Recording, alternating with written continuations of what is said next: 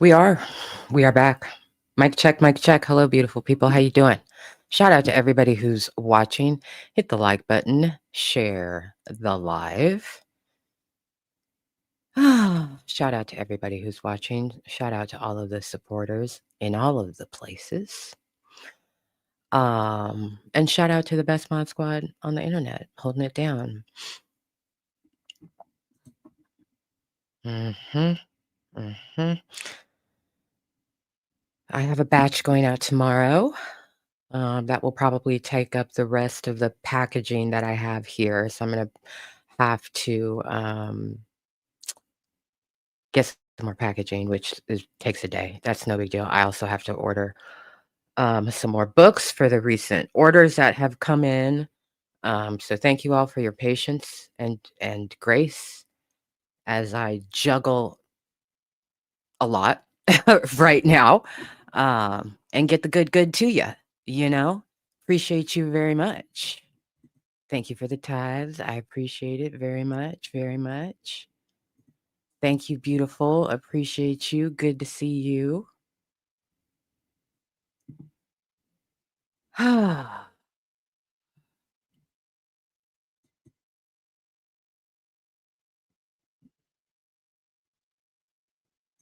Yeah, yeah. Another batch of folks will get notification tomorrow. So that's great. It's exciting, and I'm glad that it's done. It's been an interesting time. We'll talk about it. We'll talk about it, at another point. But yeah, this whole journey has been has been very interesting and has produced many things that I never thought I would produce before. So thank you all. I appreciate you. I just finished chaptering that up and eating some food. And I blurred out the I blurred out the ass that we did not expect. If you're like, what is she talking about? We just had a live, okay? We just had a live that was in response to the Megan the Stallion verdict and explaining that to people.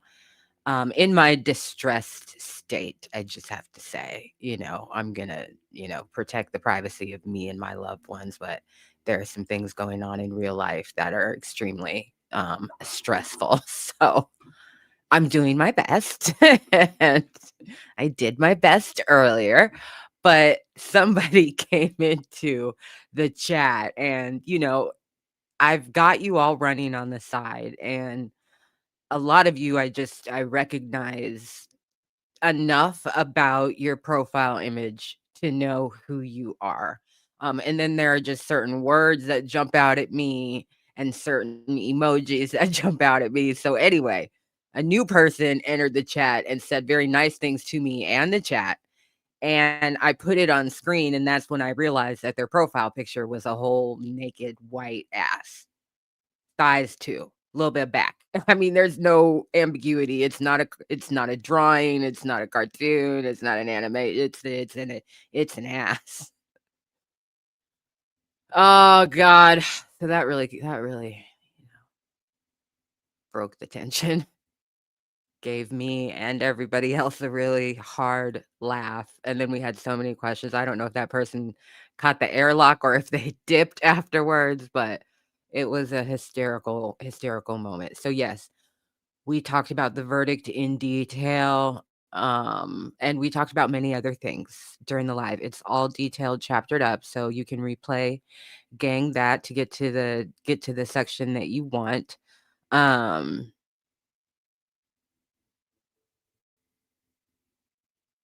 that was a 3-hour live, which I did not. I'm not complaining at all, but I did not anticipate having a 3-hour live today. So anyway, um, I left. I went and did some things. I got some food, and I was reading through the news and saw that a document leaked today. And it is very interesting, and we're going to talk about it. And we're going to talk about one of the images in the thumbnail, which is the image of Kash Patel. Okay. At the press conference after the killing of that one dude, right? So that's the thing that the media is glomping onto. I wanted to see the full report. It's 115 pages. Um, I had to pay for it, which the media really needs to do better. They really need to do better across the board, and I mean news media in particular, um, of publishing these things when they have these things. I think number one, it speaks to the integrity of journalism being, fair and free, which we know it's not. Damn near everything is behind a paywall. This was behind a substantial paywall, which I did not appreciate, but I'm not, you all know, unless you're new here, hi. Um, I'm not satisfied with a news summary of a thing if there is a document to be seen. So I was like, well, I want to read the document. So I'll put it on screen in a minute, but first I'm gonna read you a bunch of stuff that I jotted down as I was quickly just flipping through it to orient myself because we've never read something like this on this channel before. Um, we are gonna have more of these kinds of things as we transition into the new year because it just aligns with things that I'm already naturally focused on in the real world. And because, as I said to you, previously, that, when I said we're going to be diving into some topics here extensively, um, this is where some of all of our focus needs to be. Not in entirety, not 24 hours a day, 7 days a week, all things in moderation. But if we can talk about, the lifestyles of the rich and famous, okay, and decrepit mofos on the internet. We can talk about our own national security as it relates to our own bodies, okay, and how everything that is happening does ultimately have a direct impact on our life, okay? Um, and if you have been here for a good long while, you know that, and if you've read one of my books, um, which is so bizarre to say, but you know that, first of all, we gathered on election night, right? And I held your hands, right? And I say that respectfully because you held me just as much as I held you, but we held each other, right? Through election night, just through a quiet, solemn observation of what was happening live in real time. And then we had some initial conversations, and you all asked me a ton of really great questions, and I said, like, Imma stop you right there, right now, right? We're not gonna do this to ourselves right here, right now. And then I came back at the first of the year and I said, "Okay, here's the framework for this conversation. What America is going to experience under Trump 2.0 is a total systems failure." Now, what traditional politicos and pundits say is it's a constitutional crisis. Okay, I would say more than the average person. I have an idea of what that is, but I also come from an average ass background. And I recognize that it's only the circumstances that I've been through in life that lead me to know what those things actually are. And that the average person doesn't understand what a constitutional crisis is because they're not afforded civics in their basic education. So, also, I work in systems and systems change and systems accountability. I think of things as systems. My life is a product of systems. My ancestors' mere existence is a product of systems. So I just naturally think in that way. And I think it's more understandable. Constitutional crisis, well, what part? What does that mean? How does it impact you? That's a lot to explain. A total systems failure, I'm sure you have your own thing that you can relate that to. I don't care if it's a video game, I don't care what it is. you understand those words. Total systems failure. So at the beginning of the year, I said, what the United States is going to go through is a total systems failure. And I outlined 12 indicators and kind of thresholds that I would be paying attention to because initially, right, people were really freaked out and, well, what about this? And what about this? What about this? What about this? It was immediately overwhelming. And what I said to you was, this is going to be a waterboarding of a situation. You are going to feel the deluge of this. Fire hose, pick all the analogies you want of being overwhelmed by what is about to happen. So you have to pick the things to focus on that matter the most. And I picked my 12 things and introduced those things to you. That list has grown a little bit since. I don't add everything to it. I'm very particular about these categories that I've put in place of things and indicators that I would be looking at. So I think one of the things that we have been able to establish here is that I differentiate between faith in systems to do good, right? And then a a reasonable expectation based on empirical evidence of shit that's already happened throughout history. Um, but a reasonable expectation that systems should perform and will try whenever possible to perform as designed. And so my focus on things when they happen, we talked about this before for those of you who were here when somebody asked me in relation to something. I don't even remember what it was. It was something having to do with a legal case. I remember that much. And me being like, oh God, me being real, excited and happy about whatever that development was. And somebody in the chat said to me, like, does this either restore your faith in the system or does it in the justice system or does it, um, support that in some way? Does it reinforce it in some way? And I was like, "Oh, wait a minute. I don't have faith in the system. Hold on. Let's be clear. I don't have faith in the system." Okay? I have faith in that systems have a muscle memory for how they were designed, and wherever possible, they will snap back to that. That does not mean it's for our benefit. It means it's for the benefit for which the systems, were created. What we have to understand in the nuance in that conversation, when people just say like, "Well, the system wasn't created for us, so what are we gonna do?" True, and we have human rights and civil rights just like white people. And so let's not pretend that we can't find protections where they establish protections should exist. That's called accountability of systems. Oh, no, no, no. You said, oh, no, no, no. You established. Okay. So for those of you, I'm saying all of that just as like a reminder, a primer for those who may be new to this conversation here on this channel. We have nuanced conversation.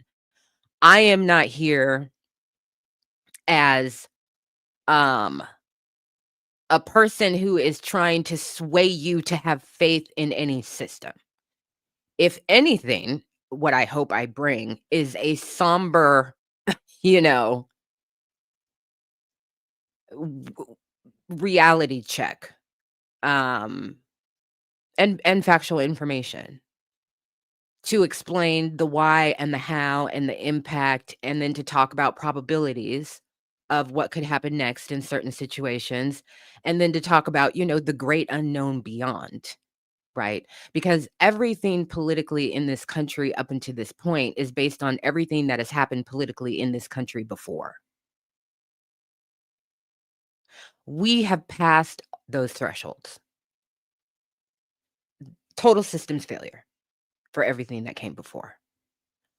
There is going to be a point, and we're crossing that threshold, right? It's a wide one, it's a long one, but we are stepping over it. We are stepping over into the hereafter. And we don't know. We can't see what's going to happen. Do I have a lot of thoughts? Yeah. Can I argue some probabilities? I think so. I think I could, based on things that have happened around the world in democratic societies, but not necessarily here. So that's the spirit and the framework in which I approach discussions about anything having to do with systems, the government, the feds, et cetera, et cetera. They're breaking themselves. Now, let's see how strong the infrastructure of these systems are to prevent that. That's a rhetorical statement. That's a rhetorical statement, because I can tell you for a fact, as a subject matter expert, that isms and fractures within systems do not exist on their own.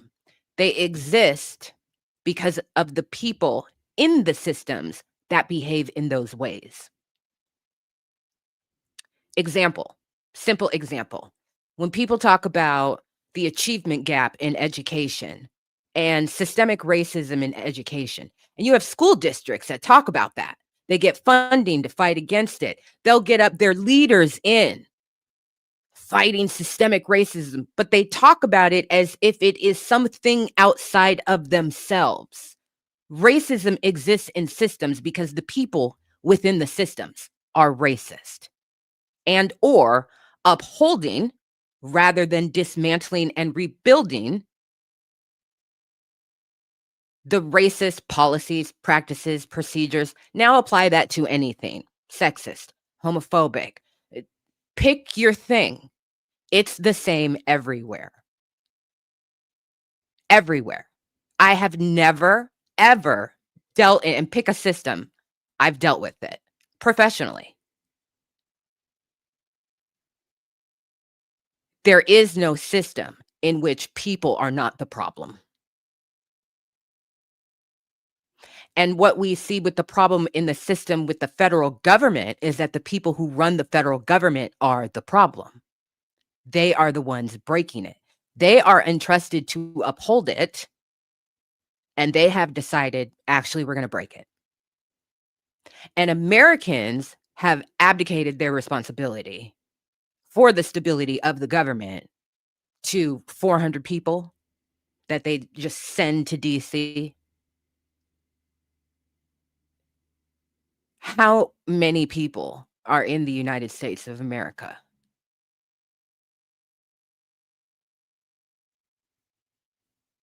Not a single person, probably, other than people putting their bodies on the line to prevent their neighbors and community members from getting kidnapped off the street. No other people are doing anything to materially step in. There are some court cases. There are some court cases that are step-ins. But even when it comes to court cases, the federal government has to make the choice to adhere to a court's ruling. And this federal government often decides it's just not gonna, and has decided that anything under the Supreme Court is an invalid decision against them. They will violate all manner of order by a court, by a lawful court, with jurisdiction over their actions.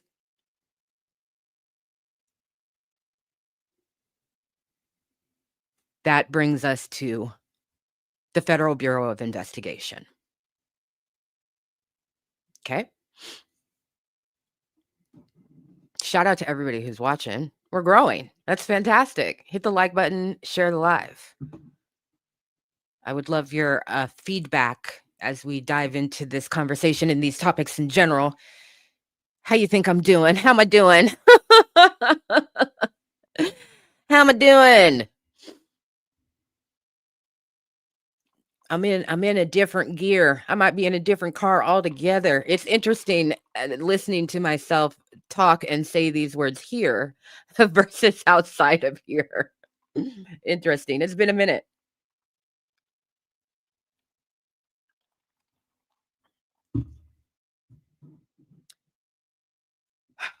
Fantastic. All right. Just wanted to make sure that you're here with me. I wanted to do some tone setting here because, people can be quick to flatten things and then also assign things to me that you got the wrong one. No, no, that's not what I said. That's not what I said. And I say what I mean, and I mean what I say. So there is a 115-page report that has leaked today. This report was commissioned by an organization called a National Alliance of Retired and Active Duty FBI Special Agents and Analysts. And this is a pulse check for the first 6 months of the current leadership of the FBI, which, as we know, is Kash, Ski Slope, Bug Eyes Patel. Okay. So February 21 through August 21, 2025. This was prepared for the U.S. Senate Committee on the Judiciary. U.S. Senator Chuck Grassley is the chairman. I'm not used to seeing that word in writing. I come from the North. We say chairperson. U.S. Senator Chuck Grassley is the chairperson of that committee, and the U.S. House Committee on the Judiciary, U.S. Representative Jim Jordan, Jim X terrible football coach Jordan. Again, by a National Alliance of Retired and Active Duty FBI Special Agents and Analysts. This was delivered at some point in time in November, and it has leaked. So I'm going to give you an overview.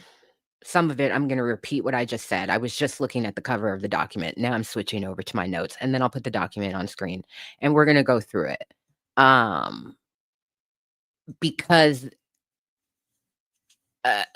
this is really damning, okay? Really damning. And there will be some subtle clues to you as to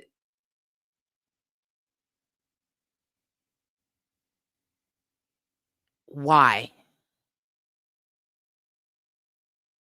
Because there was something that I read initially where I was like, did they really say that? And if they said that,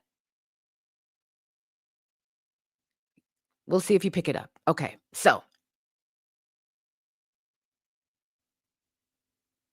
this report compiles 24 anonymous sources and subsources from across the country, producing, again, this consolidated assessment on morale, leadership, politicization, operational issues, and notable incidents that have happened in that 6-month period. The authors say they received concerning anecdotal reporting starting just 8 weeks after Kash Patel took over the FBI. And their review of 24 sources allegedly shows low confidence in Kash Patel and Dan Bongino due to a lack of FBI experience, a culture of fear and paralysis inside the Bureau, deep internal political division with some staff described as exhibiting. Let me start this over. Let me start this sentence over. Okay. Low confidence in Kash Patel and Dan Bongino due to a lack of FBI experience. A culture of fear and paralysis inside the Bureau. Deep internal political division with some staff described as exhibiting Trump derangement syndrome.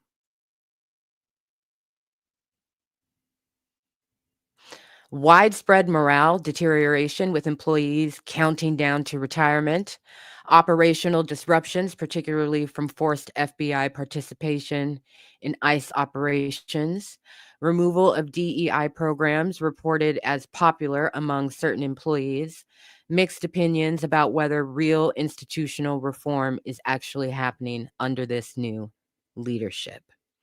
So, some key findings, super condensed, and then we're going to go through the report. This is so crazy to me. Again, keep in mind who put this together. This is the current and former peers of FBI agents and analysts. Now, go ahead and in your own head for funsies, imagine an FBI agent. Okay, you got all that in your head? All right, here we go. Key findings.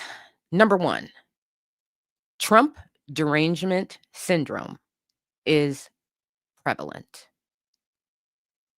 Multiple sources report strong anti-Trump sentiment among FBI staff, allegedly harming objectivity.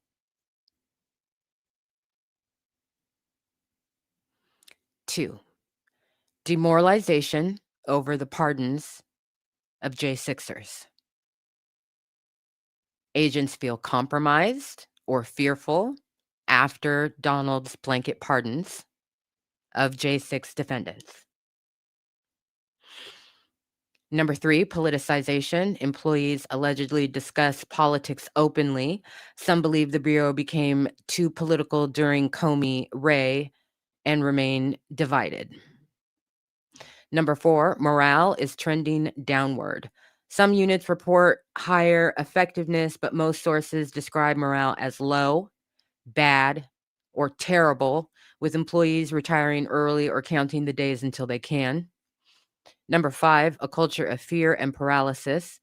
Sources characterize Patel as personable but inexperienced, having fired many managers, causing widespread fear of termination and hesitation to make decisions.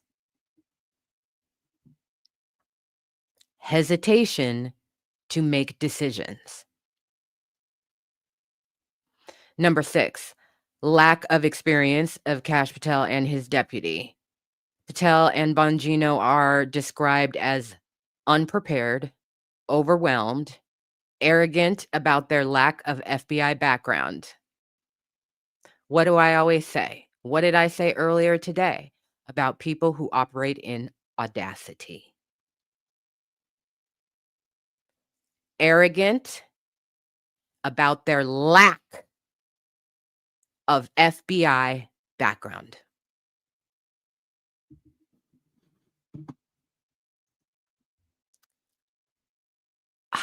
It's so affirming to me. It's so affirming to me that my two worlds are colliding. For people who are like, she doesn't know what the fuck she's talking about. Motherfucker, yes, I do.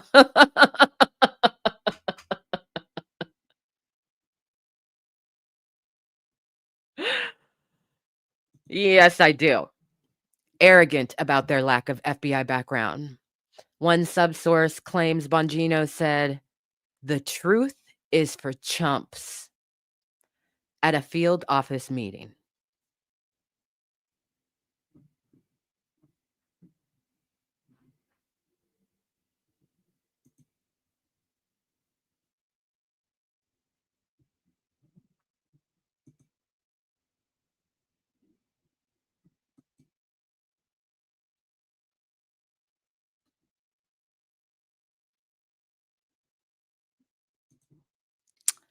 I love this. She do be brilliant. I love that. Dooby dooby doo. The truth is for chumps.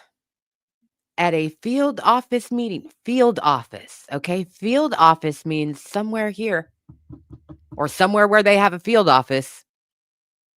Maybe your backyard. Maybe it was a field office in your backyard where agents work in your community. Where agents who are politically divided, where some describe their colleagues as having Trump derangement syndrome. a syndrome that was made up by Donald and has been forced down people's throats by the right, has no basis in medical reality whatsoever. Here comes your homeboy. Shout out to everybody who's watching. Hit the like button, share the live.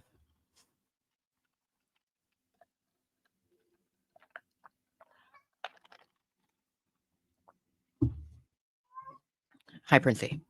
You just ate, so I'm unimpressed.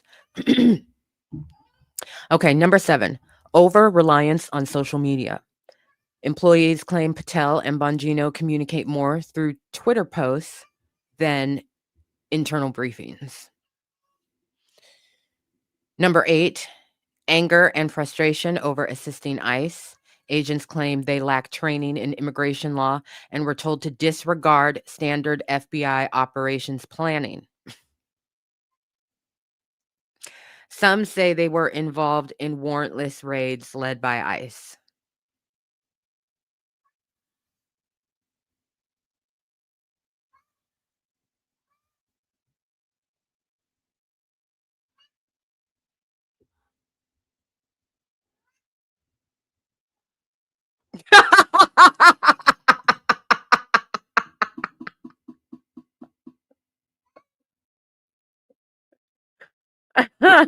Well, he came up here like, "You didn't feed me." Yes, I did.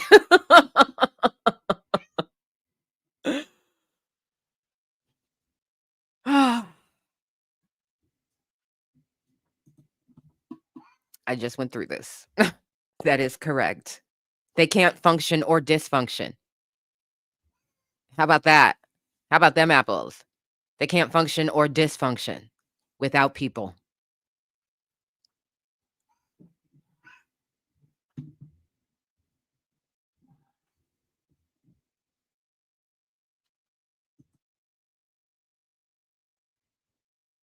Is this a rhetorical question? Boy, you better quit it. Is this a rhetorical question? Did you just join? Did you not hear the workup to who put this report together, et cetera, et cetera, et cetera? You're gonna have to go back and listen to all that.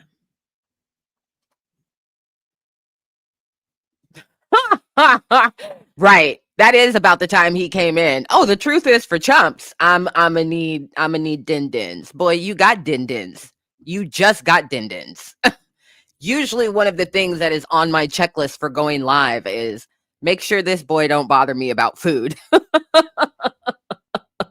That's on my checklist before I go live. Let me go put an eye on that bowl.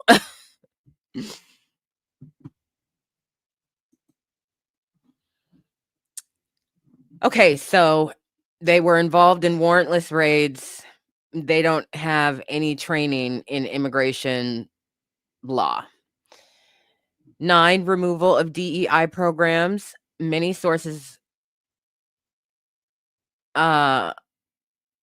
praise the removal of DEI initiatives as reducing administrative burdens. Other people feel very differently, right? 10, mixed opinions on reform progress.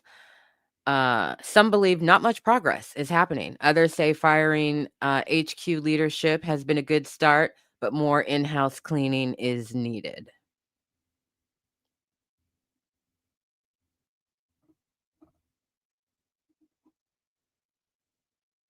So the way this report came about is that a retired agent with 25 years in violent crime, domestic terrorism, and drug work, one way or another, raised alarms that things are not going well at the FBI. Okay. And that information traveled. And then the Alliance, this group, issued a formal request for information on August 15, 2025. And I don't know by what means they issued this RFI, but that's how they got the information that they put in this report. Again, that was submitted to members of Congress and has since leaked for us all to see. Oh, can't put that on the screen. Be ass cheeks all over again. So let me go ahead and get this on screen.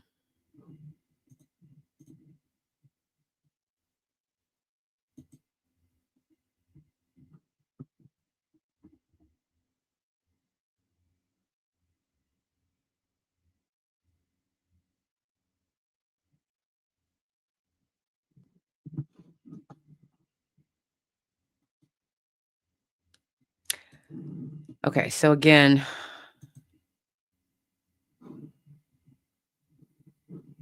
this is going to be interesting.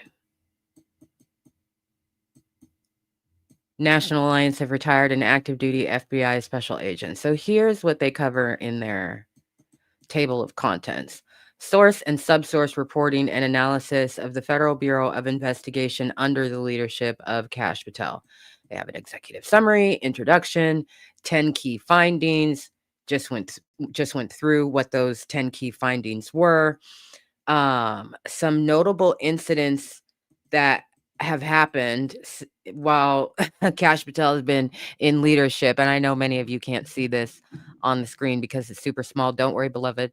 I'm going to read it to you. There's 3 of them. Number 1, email signature block hypocrisy. Number 2, punitive polygraph examinations. Was public information, right? Number 3,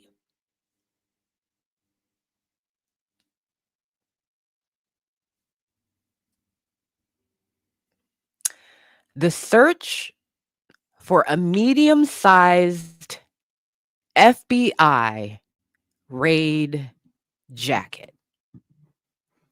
Who might have needed a medium-sized FBI raid jacket, and whence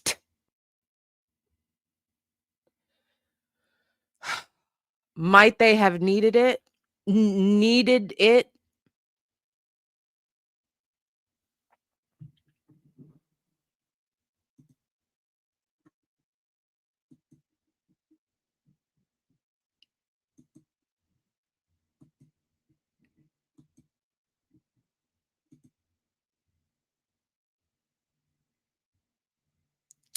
Do you see the woman standing behind him in this photo that I pointed out to you was in the thumbnail for a reason? This is from the initial, remember the 30-second Charlie Kirk press conference that he had when he first landed, right after they had just finished a local press conference with everybody, the governor, everybody. And then, like, very shortly thereafter, it was like, oh no, they're having another press conference. And it was like 30 seconds. That's what this photo is from. See the woman standing behind him with no jacket?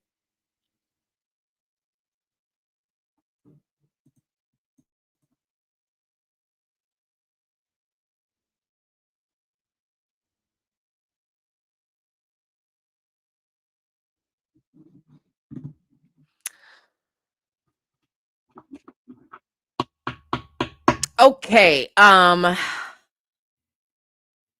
source that started it all, the request for information, sources and methodology, shield of anonymity, recommendations, conclusion, and as I understand it, there are some addendums. So this is an accounting of from the moment they put out their RFI. This is an accounting of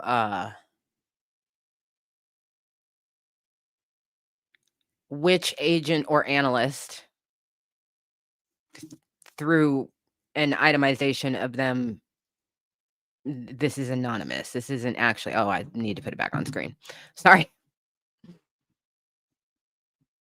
This is an accounting of where all of their reports came from. Again, these are FBI agents and analysts, the reporting person, all of this listed here, they're anonymous. So this is their internal tracking for the purposes of public anonymity. And then again, what region these agents or analysts worked in. Western US, Eastern US, Eastern, not disclosed, Eastern, Northern, Western, not disclosed, Southern.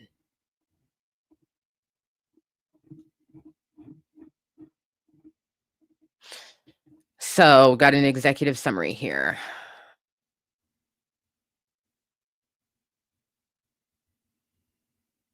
Less than 4 months into the tenure of FBI Director Kash Patel, concerning anecdotal reporting about the FBI under his leadership was received by a national alliance of retired and active duty FBI special agents and analysts.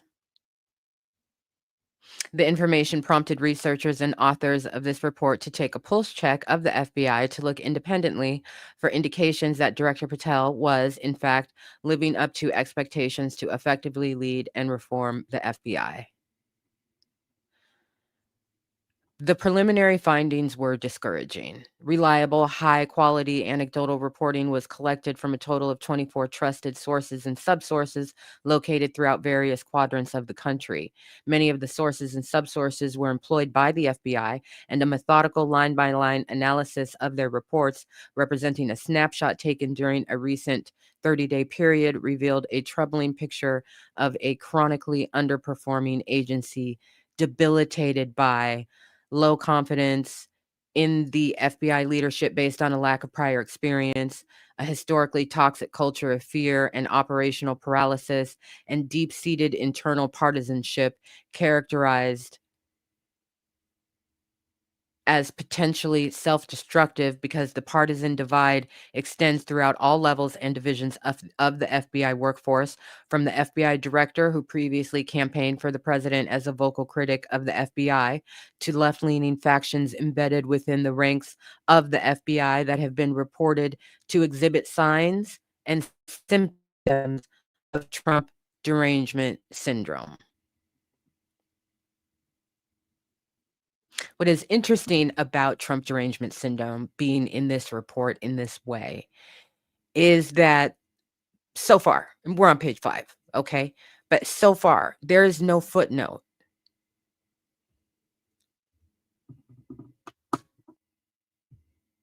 There is no footnote that points out, remember the exercise I asked you to go through? Right. Imagine your standard FBI agent in your head. Right. There's no footnote so far. We're on page 5 in this document that shows that Trump derangement syndrome isn't actually a thing. It's not real. It is a lie.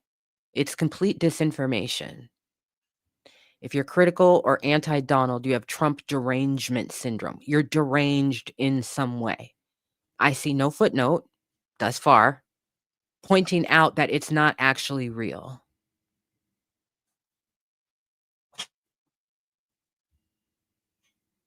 De facto interpretation is that it is being asserted as viable.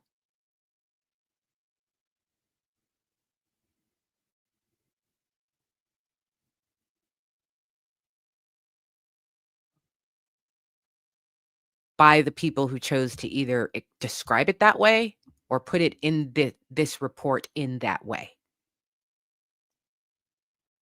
And this is why the jacket is gonna take us out. But this is unhinged. Trump derangement syndrome is not real. And so either you've got people responsible for this report who are current and former members of the FBI that make up this national organization, or you've got people active in the FBI right now who are describing their colleagues as having a derangement syndrome. That isn't a real thing.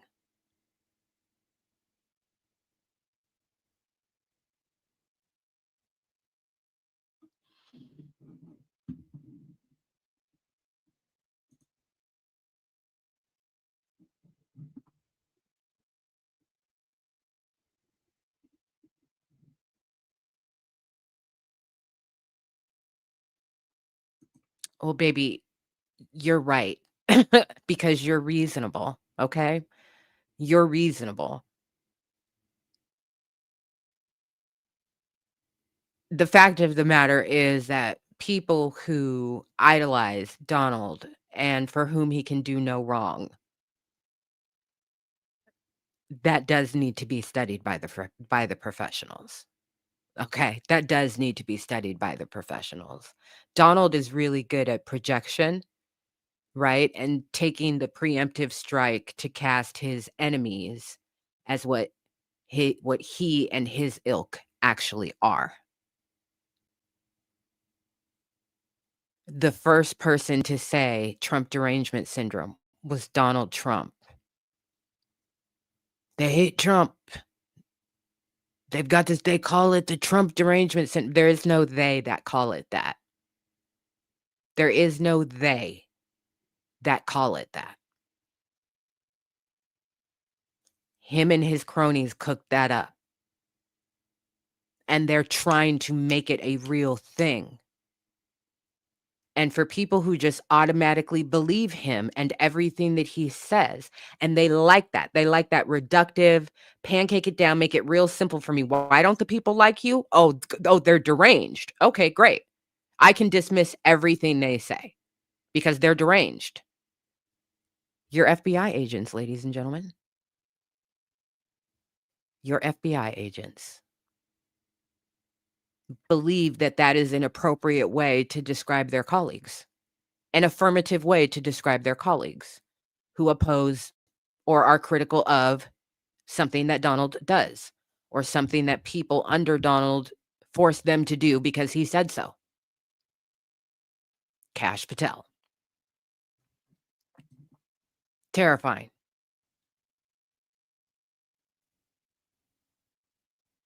Terrifying.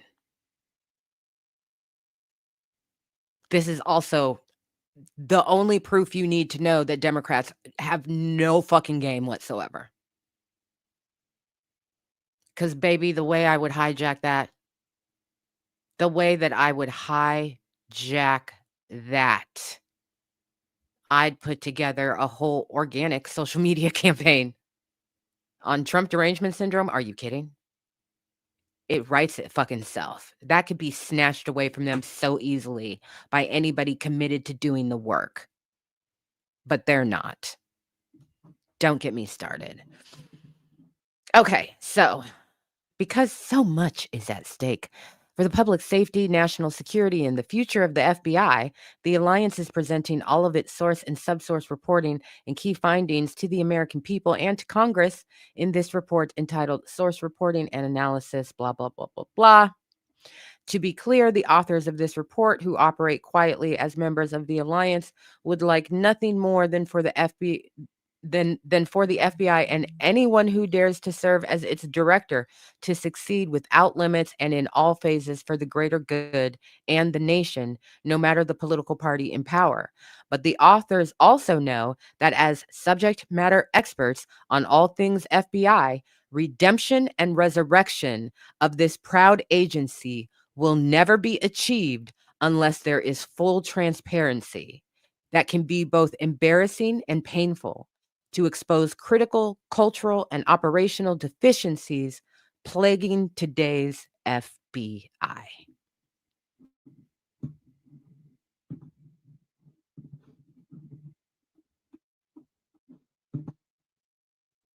You're preaching to the choir. Conversation for another day.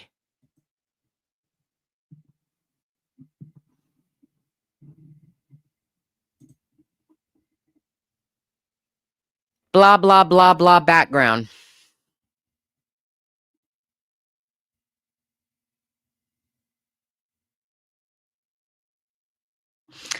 In recent years, the FBI has been plagued by persistent accusations of politicization against conservatives, ineffective leadership, pervasive mediocrity in operational performance, and an alarming decline in the standards applied to the selection of individuals hired to become FBI special agents. There were calls to slash, disband, and shut down the FBI, and among its fiercest critics were supporters loyal to the 45th and 47th President of the United States, Donald J. Trump, who were bound in solidarity on the assertion, that the FBI failed in its fundamental mission of adherence to the rule of law when it was allegedly weaponized to undermine the president and his first presidential campaign. Critics brutalized the FBI in the press and on social media until the trajectory of the FBI pivoted dramatically 1 year ago this month, when on November 5, 2024, then former President Trump was elected to serve a second non consecutive term. 25 days later, on November 30, 2024, the president elect nominated Kash Patel to become the next director of the FBI. He was touted at the time to be, bar none, the right man for the job, and Mr. Trump's supporters celebrated the selection of Mr. Patel as the first step towards redemption for the FBI's past abuses and America's best hope to resurrect the troubled agency.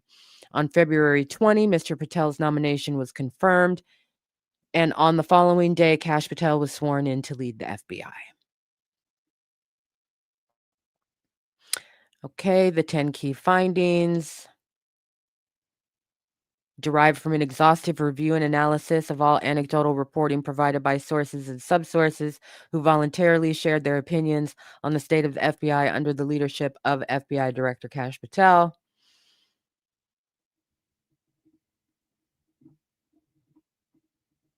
I went through these already. They decided to make them colorful. I'm sure the colors mean something. Key finding number 1: Trump derangement syndrome is alive and well. This is crazy.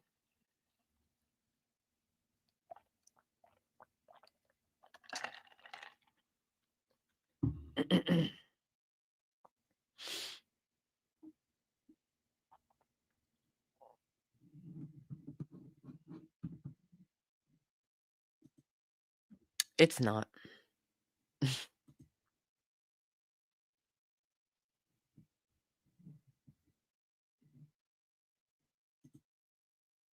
Thank you, Just Be Yappin'. I appreciate you. Thank you for the support.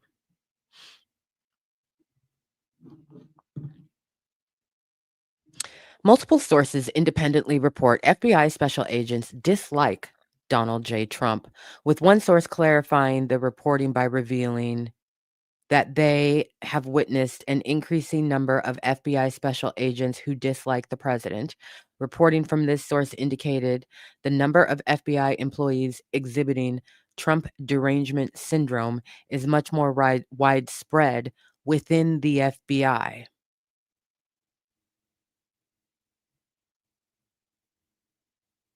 Their personal views, according to reporting received from this source, are a major detriment to the FBI's ability to investigate complex crimes because many FBI employees have lost their ability to think critically about an issue and distinguish fact from fiction. Another source reported FBI employees openly discussed their dislike for the president and making off-color comments about his administration. Another FBI employee noted that privately, since January 2025, law enforcement and intelligence partners from partner countries have admitted fear that the current U.S. President, Donald J. Trump, and his administration may cause long-term damage to international cooperation. You think? The first source cited in this section blamed a shift in recruitment priorities that populated the FBI in many cases with teachers who were more left leaning in their personal views, including the view that the government could provide solutions to many of today's problems.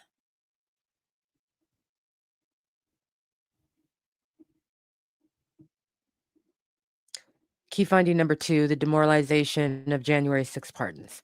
Highlighting strong and persistent objectives to Donald's January 20 executive order granting pardons and commutations, blah, blah, blah. A subsource who is an FBI employee reported they are demoralized that the president pardoned those rightfully convicted for their role in J6.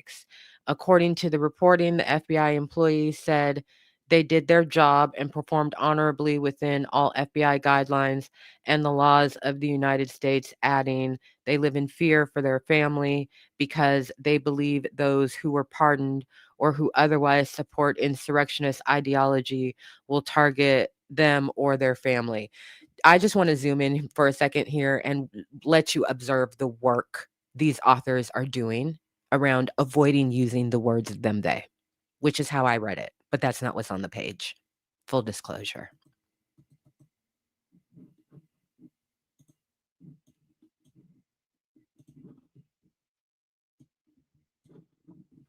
Damn it, what happened?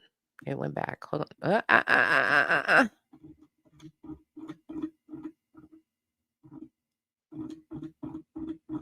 Which one was that? There it is.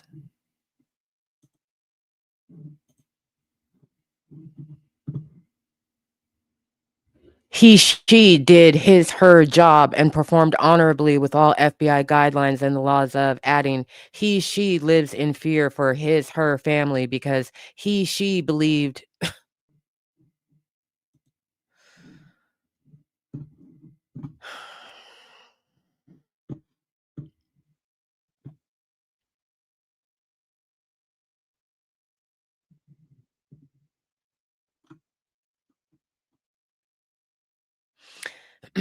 Another source independently reported FBI special agents are upset about the list of FBI personnel who worked on J6 investigations, and the source further reported FBI special agents on those lists were just following orders to investigate J6 cases.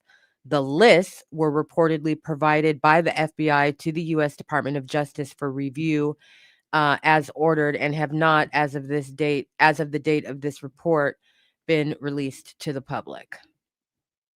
So if you worked on J6, they put you on a list.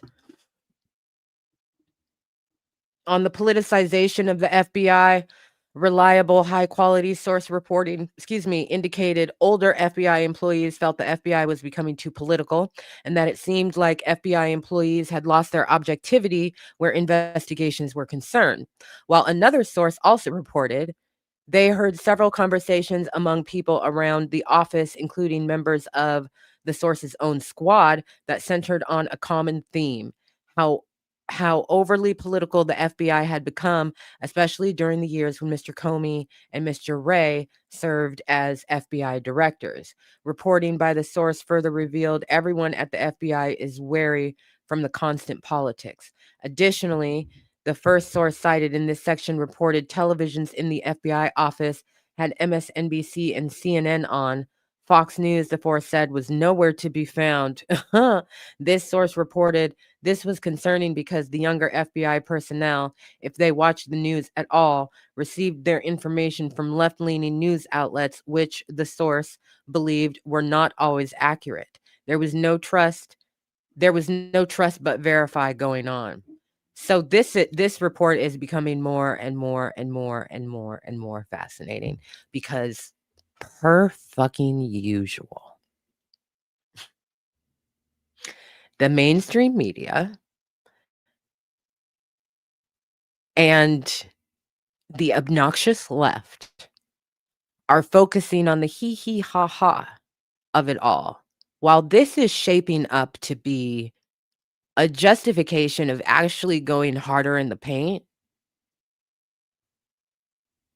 at pushing the FBI internally farther right, but they want different leaders who actually have FBI experience. That's what this is actually shaping up to be. So while people are busy he and ha ha and oh my god, this section on Kash Patel and the FBI jacket is so funny, which it is, and we're gonna get there. This report is terrifying. This report is terrifying. You know what I thought to myself as I was reading this section? Watch them mandate that FBI televisions play Fox News.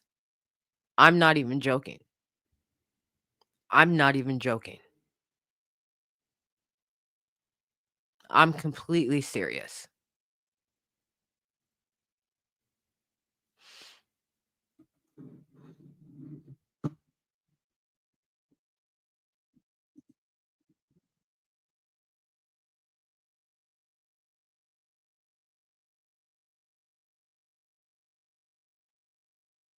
They're basically saying his crazy is ineffective here because he doesn't have systemic experience and he has no previous institutional knowledge or professional background in this area, him and his deputy.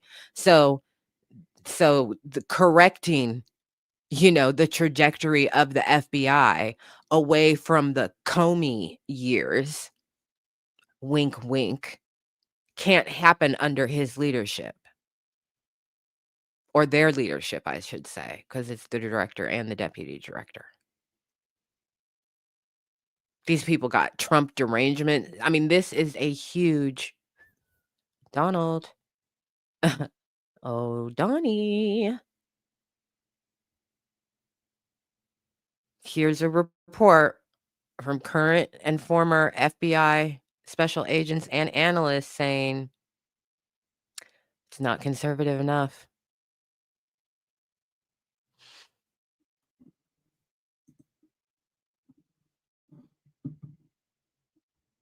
Employee morale is still trending downward.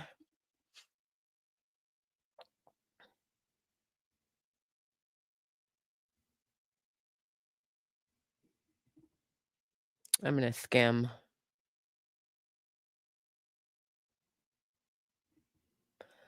So there are some sources who say it's great. There are some sources who say, eh.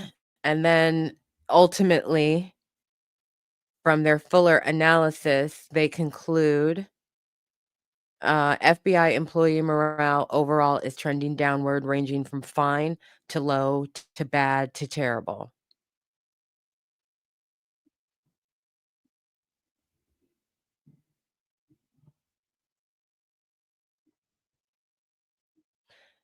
One source reported overall FBI employee morale under Patel and Bongino is low, and that morale at the FBI was also low during the tenure of former FBI directors James B. Comey and Christopher Wray, as they, according to the source, began to draw the FBI into the political arena and engage in several questionable actions. Hold on a sec, y'all.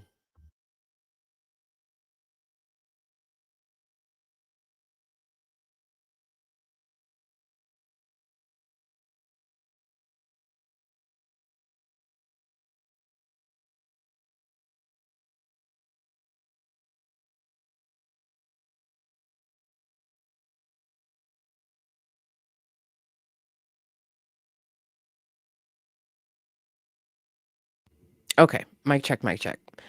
Um,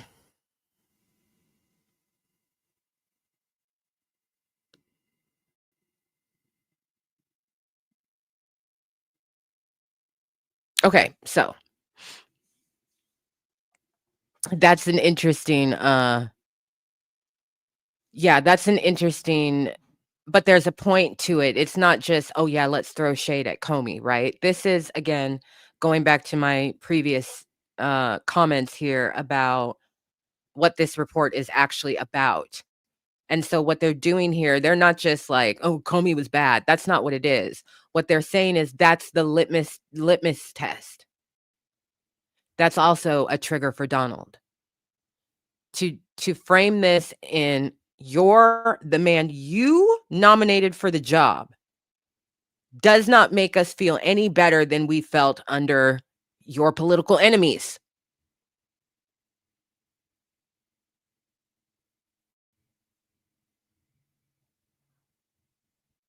That's the framing.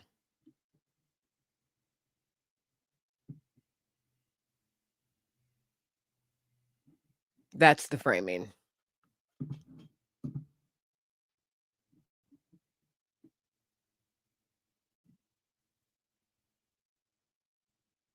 Okay, so another source reported morale at the FBI. God damn it, would you stop it? There. Is bad, especially among FBI employees with more than 10 years on the job, because experienced FBI employees are marginalized and are not being allowed to provide their input into FBI operations and the culture of today's FBI. A third source reported the morale at the FBI is terrible and that FBI employees who are eligible to retire are retiring.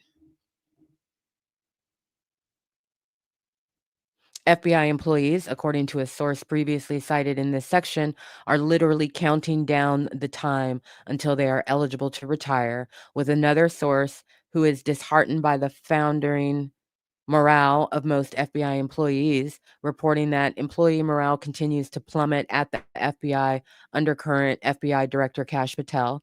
That source reportedly has a countdown app on their personal mobile phone that counts down the time towards eligibility for early retirement.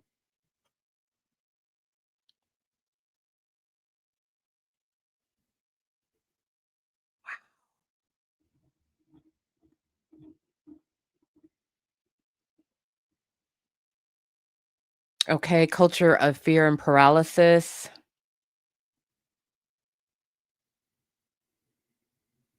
Kash Patel has created a culture of mistrust and uncertainty among the ranks, partly due to some terrible things he said about the FBI before he was nominated to the position. And uh, those comments were taken very personally by Bureau employees.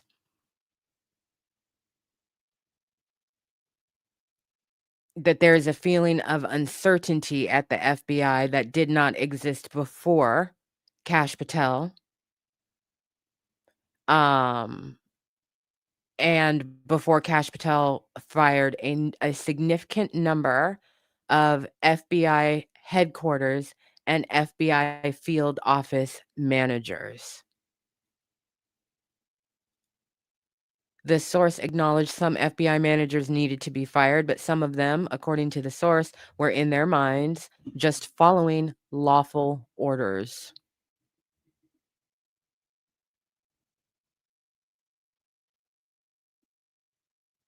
And then again, people are afraid to say anything or do something wrong because they do not want to be terminated from employment, leading to that, like they're not making decisions as they're working cases because they're scared. FBI management are afraid of losing their jobs and are making operational decisions based on that fear.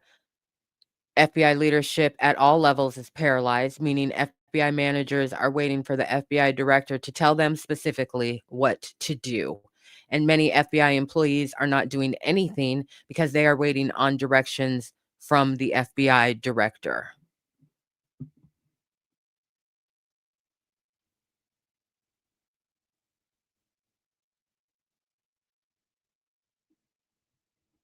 There are some employees who dread going to work because of the uncertain work environment. Everyone at the FBI is on pins and needles about what they are required to do next, who will get fired, and who will get reassigned for non-specific reasons. Oh boy, Kash Patel's lack of experience. In over his head was how two sources independently characterized Kash Patel, with one source reporting, it appears the FBI director is in over his head and lacks the requisite knowledge or deep understanding of all the FBI's unique and complex investigative and intelligence programs. No shit. While another source reported Patel has tried to bring his A game, but his A game, according to the source, is insufficient. Whoo, boy, this reminds me of the time that long time ago, I was breaking up with somebody and they got very exasperated and they were like, I'm doing my best. And I said, I know your best is not good enough. And that blew their minds. Blew their minds. Could not comprehend what I said. They were like, I beg your pardon? How is that possible? I was like, here's the circumstance that we're in. This is your best? Good for you. It doesn't reach the bar. It doesn't reach the bar. Oh, blew their little minds. Okay. So that's what this is reminds me of. He tried to bring his A game, but his A game is insufficient. Boy, they called you insufficient.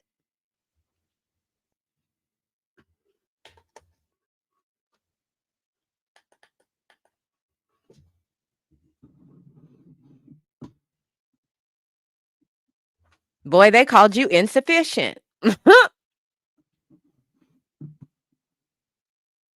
A third source strongly believes FBI Director Kash Patel and FBI Director Dan Bongino's lack of FBI experience is hurting their ability to lead its people and deal effectively with top-tier threats facing the country. Top-tier threats. Top-tier threats. Top-tier threats. They said, no, no. No, the top-shelf threats. They don't have the foggiest fucking idea how to deal with those things. Kash Patel has neither the breadth of experience nor the bearing an FBI director needs to be successful. They said, boy, you couldn't find your ass with a map.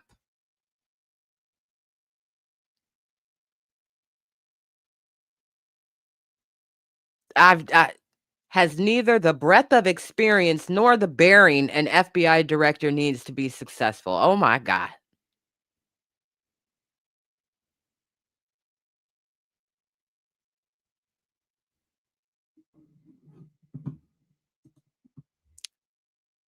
An exquisite movie.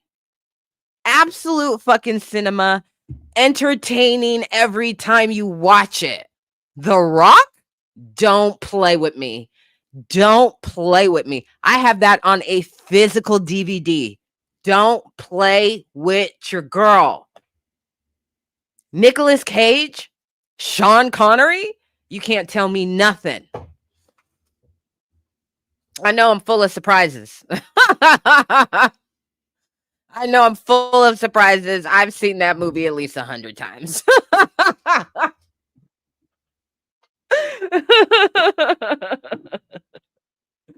Don't play with me. Don't play with me. Absolute fucking cinema. If you haven't seen it, do you even watch movies? Like what? What? Boy, you better catch up.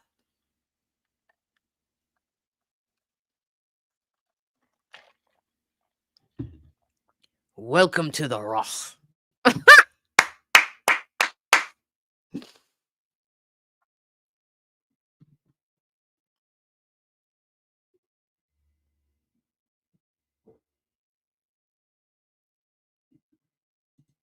Oh, really? I didn't know that. That's unfortunate. That's unfortunate. I've still seen it 100 times. No takebacks. I'm not gonna sit here and be like, I disavow you just saw me say it. I'm not gonna play. Didn't know. Seen that movie way too many times.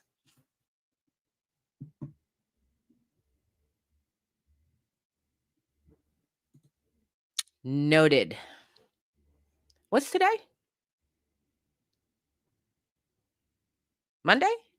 I'm sorry. I just realized that there's a truck on my street that's not supposed to be here on a Monday. Anyway, anyway. Another source reported their collective lack of FBI experience and arrogance in not seeking helpful advice from reputable FBI special agents have significantly hurt their ability to make needed course corrections in a timely way. Reporting that the FBI as an organization under the leadership of Patel was described internally as a rudderless ship. The source lamented how things change constantly and upper leadership at the FBI has no spine to help Patel or Bongino understand the FBI. A fifth source believed FBI Director Kash Patel is not very good and may be insecure and also lacks the requisite experience or the measured self-confidence to be the director of the FBI.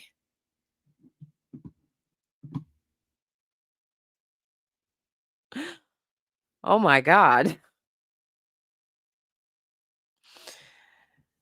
Kash Patel is not very good, maybe insecure, and lacks the requisite experience or the measured self-confidence to be the director of the FBI. Said this boy don't believe in himself at all.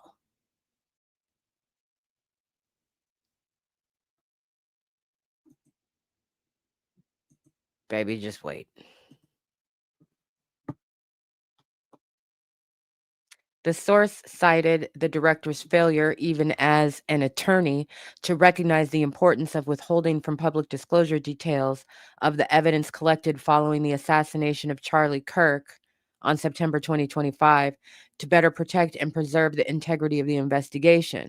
Also cited by the source was how Director Patel lost his capacity to remain calm and thoughtful during a congressional committee hearing in the U.S. Senate on September 16, 2025.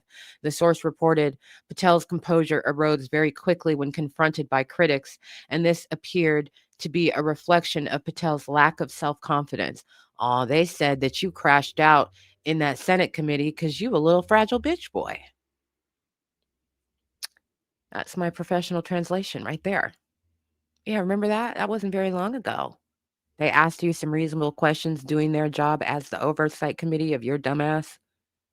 Remember that? We all remember that. And you just right off the road, right? Right? Because you're a fragile little bitch boy. That's what they said right here.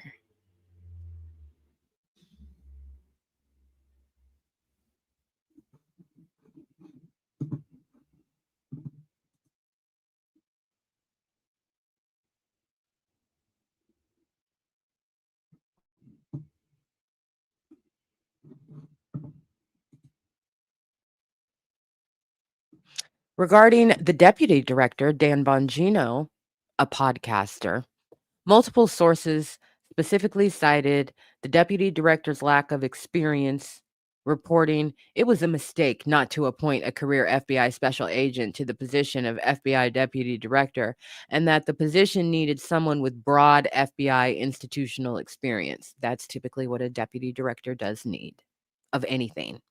Yes, broad institutional knowledge and experience is what you need to be at that level.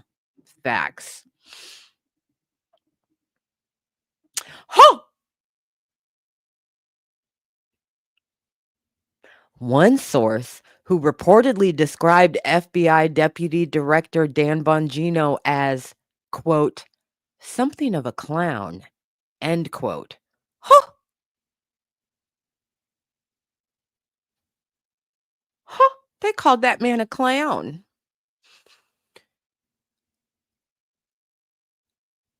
So this FBI agent reported that they cannot believe there were no onboard FBI special agents or supervisory special agents and above with a better understanding of the workings of the FBI who might have been a better fit for the position of FBI deputy director.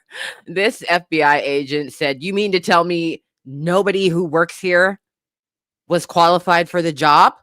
Oh, interesting. You want to talk about qualifications now. That's interesting.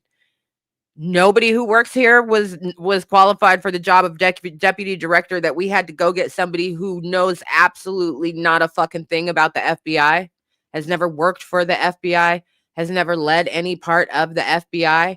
We couldn't find anybody up in this motherfucker more qualified than somebody completely unqualified for the job of deputy director.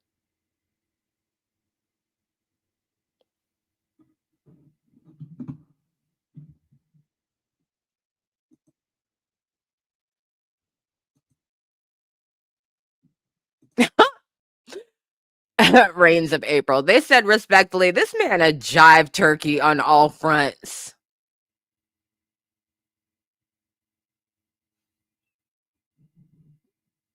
Dan Smart. What? You should be experienced in the area in which you take over.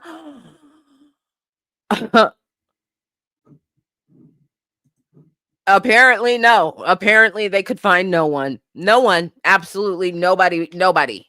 Nobody was available for the job. So they had to go find somebody who ran a fucking podcast. And they made that person the deputy director of the FBI. Do you understand? You could throw away everything else that has happened, all the rest of the system's failures. Let's just say let's just say that nothing else had been really changed in government since Trump came into office. But the one thing that had was that the FBI was now run by two podcast bros, because that's basically who runs the FBI is two podcast bros. Again, I will remind you, less than 400 people are materially responsible for the function of government and oversight and agencies. How many people are in the United States of America? Why is this happening? Because people have abdicated and are allowing for it to happen. Who does this threaten? Every motherfucking body. These are FBI agents in your backyard. So, if there's a terrorist attack in your community, your city, your state, and it winds up that the FBI had foreknowledge, but because of the disarray, didn't act on it. Merca, Merca, great again. This is what they've been busy putting up with. This it.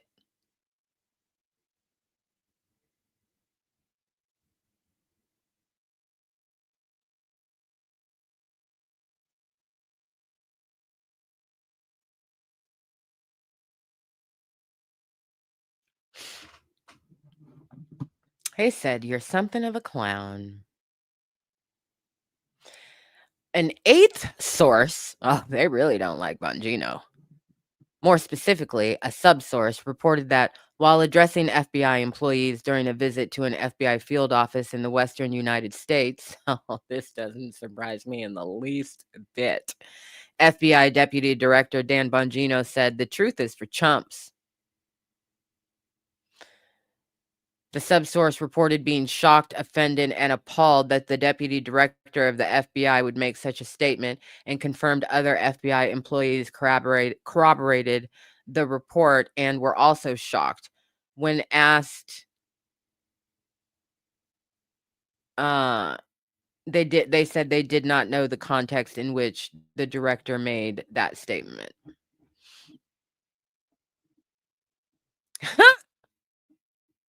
Number 7, you can't make this up.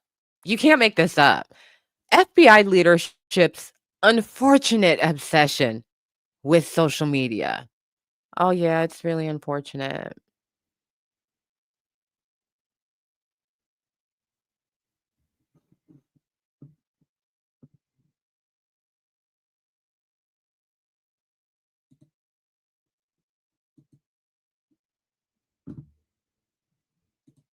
Who would have thunk?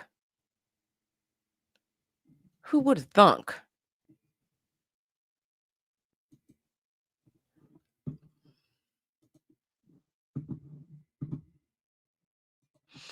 These people are absolutely qualified to carry out the objectives that the administration wants to accomplish.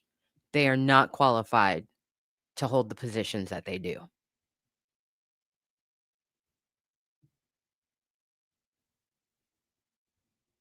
Department of Education, Department of everything. They're not qualified to hold the positions that they do. They are qualified to get on their knees and serve at the pleasure of the president. Did it sound nasty? That's because it is nasty.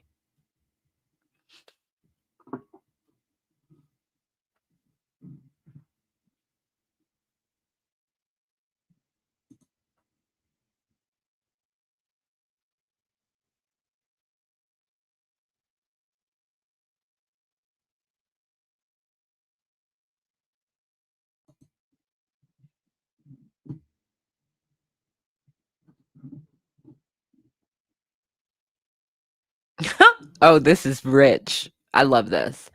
Despite receiving no specific request to provide feedback on the issue, multiple sources volunteered their comments, assessed as skewing negative, regarding the frequent use of social media by FBI Director Kash Patel and FBI Deputy Director Dan Bongino, with one source reported as saying, "Enough is enough." Both the FBI director and FBI deputy director, the source reported, need to stop talking, stop posting, and just be professional.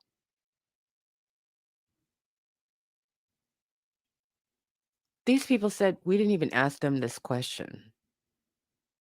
We did not ask them for this information. When we put out our RFI, we didn't ask them about this.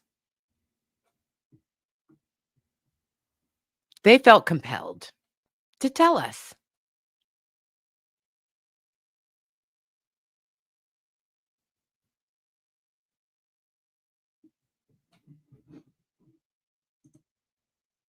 We put out an RFI for information to compile this report. We didn't ask these FBI agents and analysts a damn thing about social media. But you know what? Multiple sources volunteered their comments.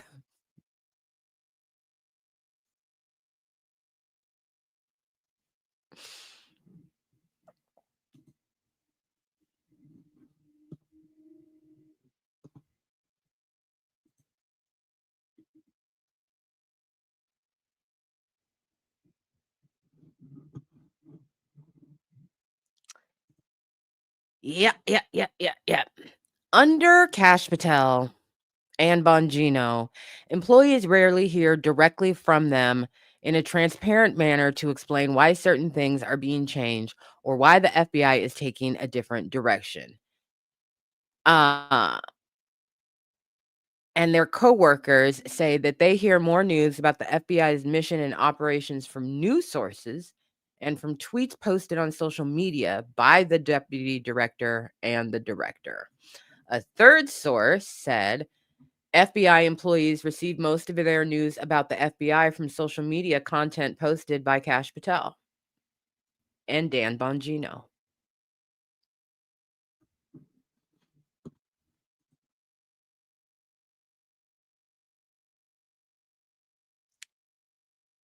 FBI employees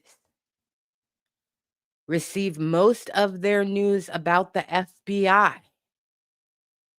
from social media content posted by the director of the FBI and his deputy.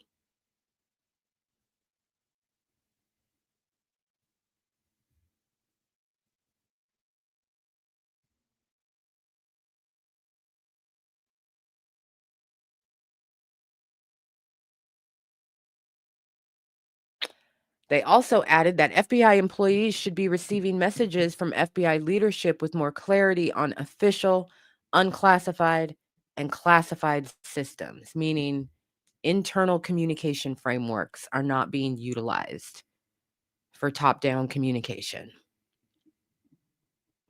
Describing the leadership at the FBI as dismal, another source independently reported leaders of FBI field offices up to the FBI director are spending too much time on social media and public relations and are too often concerned with building their own personal resumes. No shit. No shit. Really, I'm so shocked. I'm so shocked that they would do that.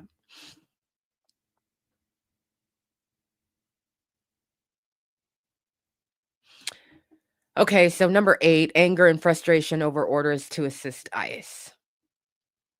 According to multiple sources across the country, members of the FBI workforce, including FBI special agents and members of the FBI's professional staff, responded very negatively to orders compelling them to assist U.S. Immigration and Customs Enforcement with locating and taking into custody illegal immigrants for deportation out of the U.S. Their collective responses strongly indicate elements of the FBI workforce were resentful and unwilling to do more than begrudgingly execute the mission.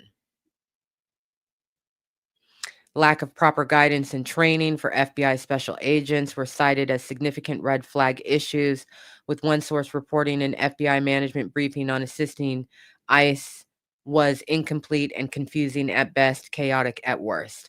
The source further reported that when it was pointed out to FBI management that nobody at the FBI knew anything about immigration law, rules, and regulations, FBI management responded by telling FBI special agents to let ICE take the lead. Regarding an FBI policy that, according to reporting by the source, required operations plans written and approved in advance by the chain of command to conduct arrests, raids, or similar tactical operations, the source reported FBI management responded by saying, "Don't worry about ops plans."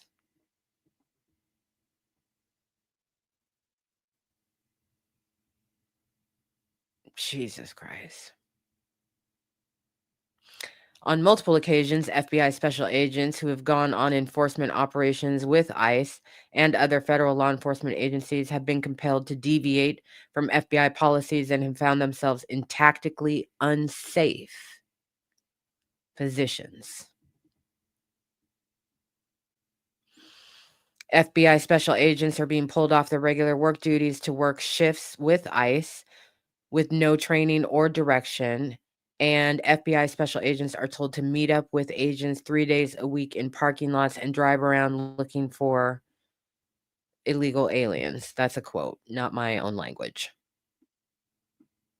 Some FBI special agents, including agents assigned to an FBI field office SWAT, who have been compelled to assist with raids led by ICE, are demoralized, angry, and frustrated because they believe people were being detained and arrested without warrants, and they feel the FBI's positive reputation in the community will suffer because of the FBI's complicity in executing mass warrantless raids.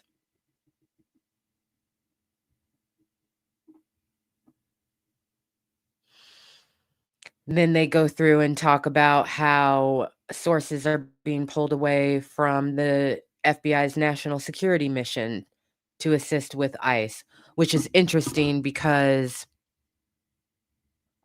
Donald Trump has said immigration is a national security mission. But the interpretation of agents is no, it's not.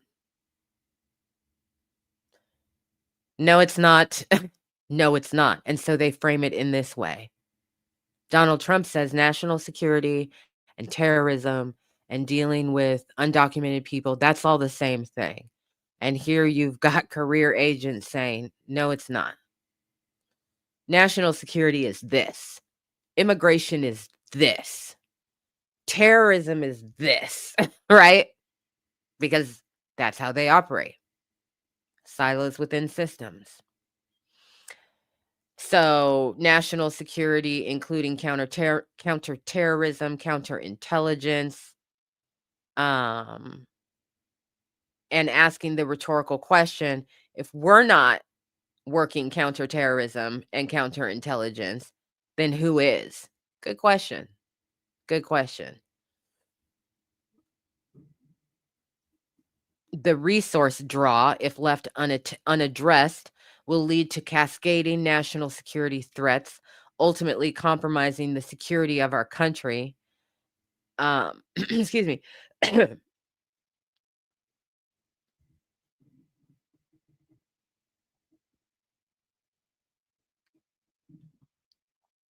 With the shifts towards combating violent crime and prosecuting, deporting dangerous illegal immigrants, um,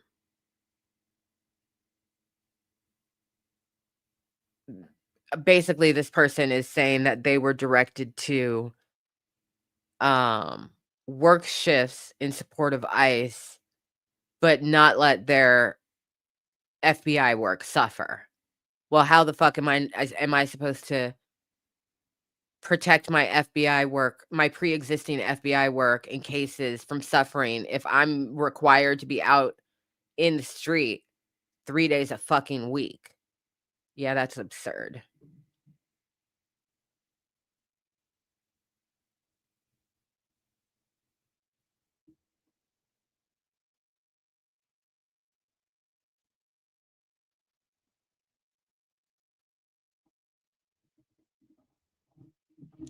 Of all of the people they got source information from about this, only one person said the deportations are going great.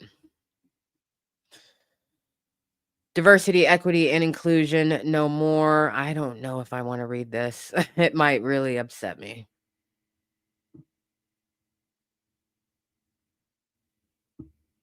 So before Patel, there was an overemphasis on DEI to the exclusion of doing actual work. I don't believe that. Some FBI personnel felt feelings mattered more than casework, and certain DEI groups were catered to and used their status as special interest groups to shield them from doing work.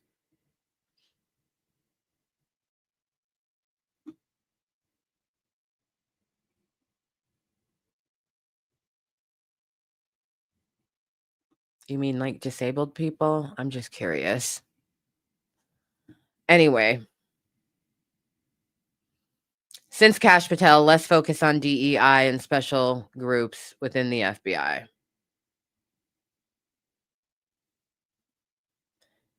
Another source reported that young FBI employees enjoy programs focused on DEI because those programs took their time away from doing their jobs. Right. Right. The more senior employees stayed silent for fear of being labeled as a racist when it came to commenting on the focus placed on DEI. This document is a hot mess. The same source reported that because DEI has been removed from the DNA of the FBI's daily operations, the administrative burden on FBI special agents and other FBI personnel is less because they do not have to participate in DEI and other related training and meetings. That is so stupid.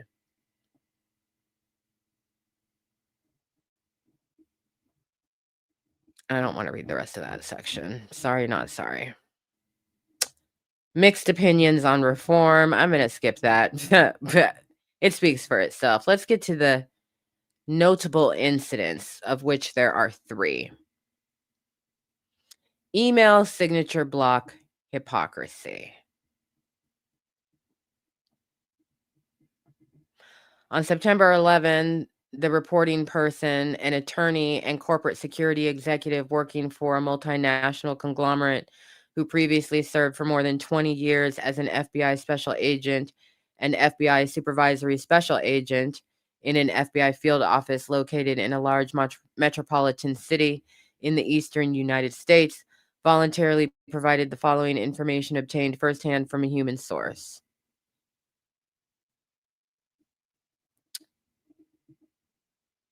Kash Patel instituted a policy about signature lines on emails.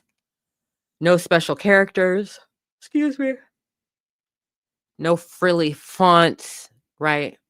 Uniform throughout the agency signature fonts. I don't need to read every word to be able to tell you this. This is what it is referenced to. That Kash Patel ordered a streamlining of signature lines on emails. That's what this is in reference to. And a uniformity. And then you can't do this, you can't do that with your signature line, right? This is non-controversial because lots of employers have that kind of a policy, a uniform signature line for the company, right? So Kash Patel ordered that. The only problem is Kash Patel has a unique signature on his email.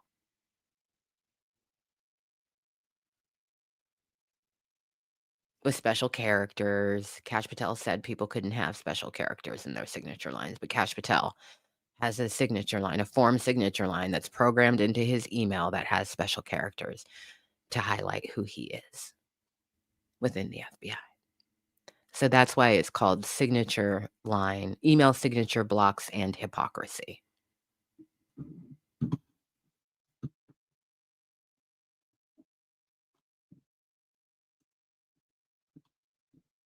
Okay, so we can skip over all of those words and I can just, you can rest assured that that's what it's about.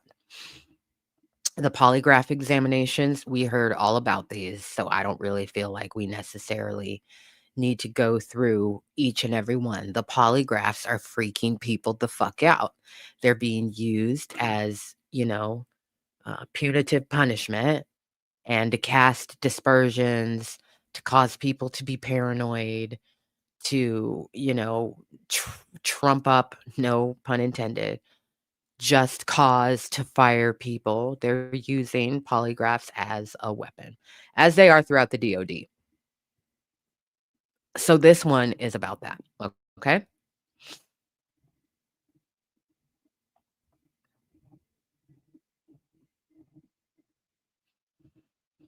Oh, God. Now we're going to come to the jacket. Hold on. I need to yawn and sip something. My throat is dry. I've been talking to y'all a lot today. No complaints. No complaints. I think between the rage screaming yesterday, which actually I felt pretty good about my voice afterwards. Like after that, I turned on some bops. I finished my bath. I was singing and I was like, ooh, I sound pretty good. I didn't fuck my voice up too much with my 4 rage screams, which were full bodied and guttural. Um, but yeah, my throat's a little bit dry.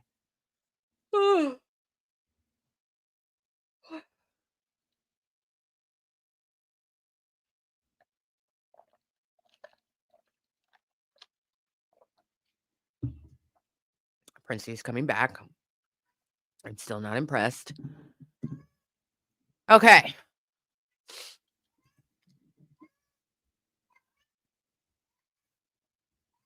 This information came from somebody, or somebody or somebodies.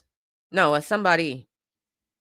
And it covers an undisclosed location where this happened, but we all know. Okay. This is considered reliable. This person had direct access to the information that they report on. This is their first initial report. They've not made a report before. Um,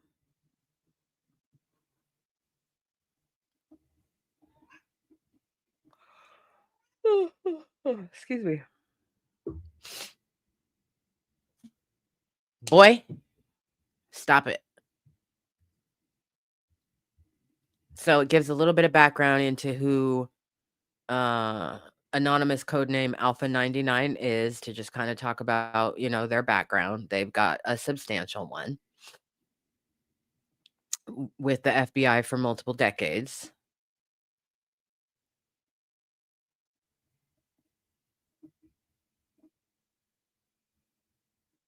And has other people to back up their integrity. Okay, here we go. You ready? You ready for this? Shout out to everybody who's watching. You waited a long time for this. It's been an hour and 44 minutes, and we have learned a lot. This is why I made you wait, because the information that we have learned in this report and the context of this report, I think, is extremely informative. And if I do say so myself, you're not going to get this from the mainstream media, because the only thing they're talking about is what we're about to talk about in detail next, which is this moment. Okay. I'm going to leave this on screen for you because it's talking about this moment so that you can soak it in. And again, I will remind you that when what's his name got nearly headless nicked, Kash Patel flew there. And the sequence of events that evening are as follows. Okay. There was a bunch of talk about there being a press conference wherein it would be, a press conference, and that Kash Patel was flying there. There would be a press conference with everybody. Then things started to get jumbled. It was like, well, there's going to be a press conference, but it's going to be with basically everybody but the FBI. So it was like, okay, maybe he got held up. More on that in a second.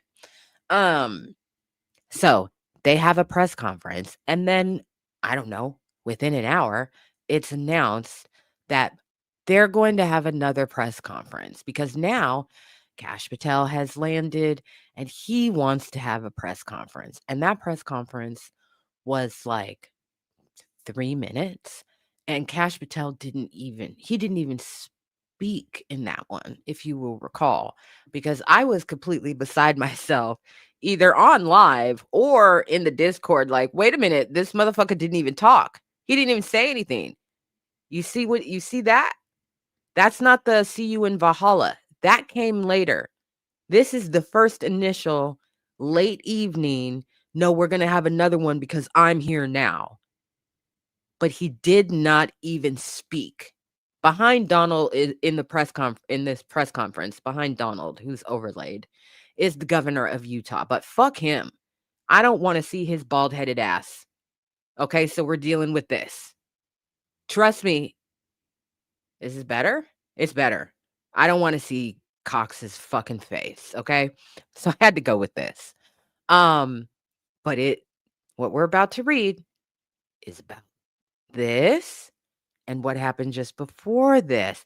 So remember when I said maybe delayed in transit, shit happens. It could have been a storm in the air. No, no, Kash Patel refused to get off the plane after it landed. Would you believe me if I told you that? Of course you would, because I don't lie to you. You know why Kash Patel wasn't at the initial press conference? Because Kash Patel refused to get off the plane once it landed in Utah.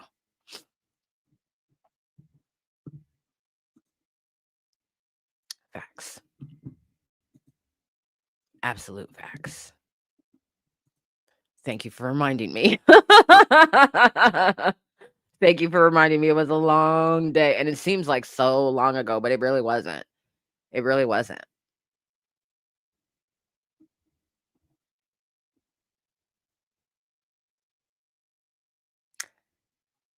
Okay, so buckle up, Buttercup. Here we go. Kash Patel arrived at the Provo Airport in Provo, Utah on September 11, 2025. After his plane landed, FBI Director Kash Patel would not disembark from the plane without an FBI raid jacket.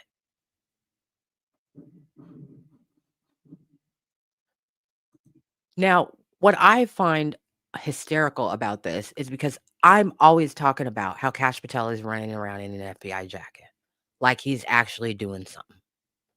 I'm always talking about that. I always talk about that. Well, turns out Kash Patel would not disembark from the plane without an FBI raid jacket. Does he need one to travel to Valhalla? I'm confused. We could cut the live right now because this is one of I'm so deceased. Marshall Irons. Is he afraid of being tackled by ICE? I'm so fucking dead. I don't even know what to say. Like, you slayed me dead. I know I sit here looking calm. I'm falling out on the inside. This is so fucking ruthless. This is this is like a ninja strike of a blade where the person doesn't even realize they've been sliced until they immediately realize it at a point that they bleeding out. Is he afraid of being tackled by ice? Oh my god, that is so fucking good. God damn. Let's read on, shall we? Kash needed his jacket.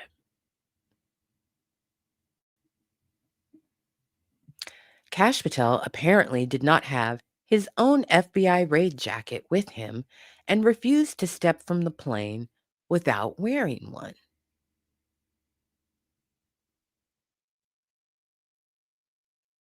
Many FBI special agents and other FBI personnel were busy working in the aftermath of the killing of that one dude, and FBI personnel had to stop and ask around to find an FBI raid jacket, a schmedium. It doesn't say schmedium, it says medium. I said schmedium for fun.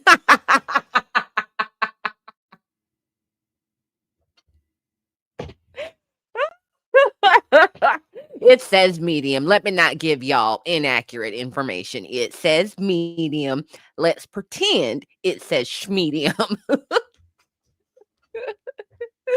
Oh god. A medium-sized one that would fit FBI Director Kash Patel.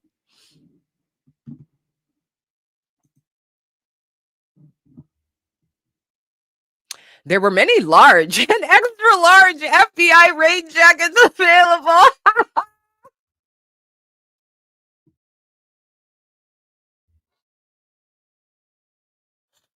Oh, shout out to all of you who waited. Shout out to all of you who waited for this moment. You earned it. Medium petite.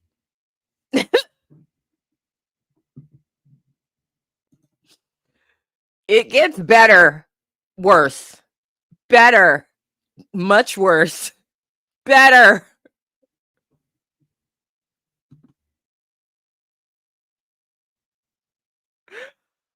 Oh, God. There were many large and extra large FBI raid jackets available. FBI personnel searching for a medium sized FBI raid jacket that would fit FBI Director Kash Patel finally found one. That raid jacket belonged to one of the female FBI special agents.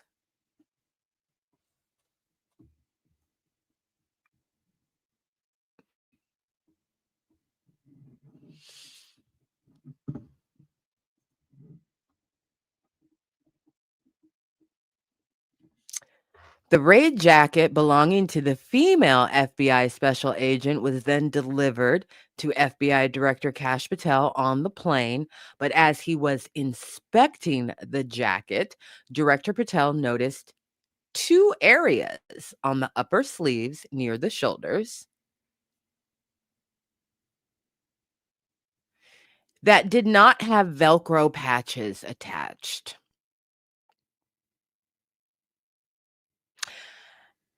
FBI Director Kash Patel then reportedly said he would not leave the aircraft until he had two patches to cover up those areas.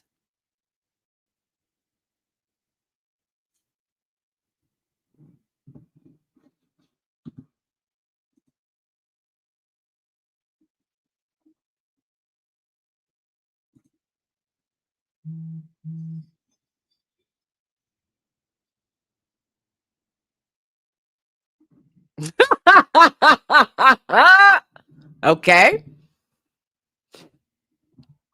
Members of an FBI SWAT team took patches off their uniforms and ran those patches over to FBI Director Kash Patel at the airport.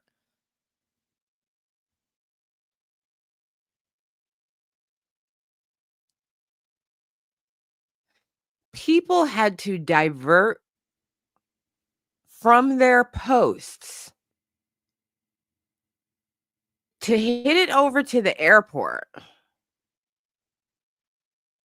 onto the tarmac, to Kash Patel's plane, to take patches they fucking earned. Blood, sweat, and tears, FBI SWAT. And they took those patches off of their bodies and put them on that little rodent motherfucker.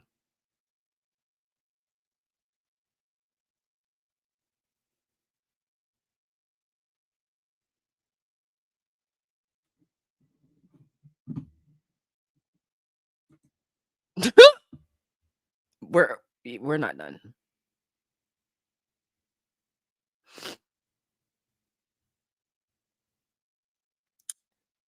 It is only then that Kash Patel agreed to disembark from the plane.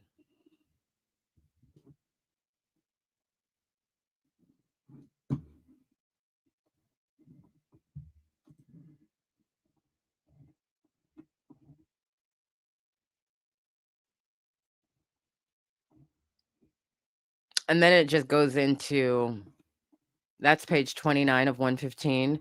From there, it just goes into background on this report, how we compiled our information,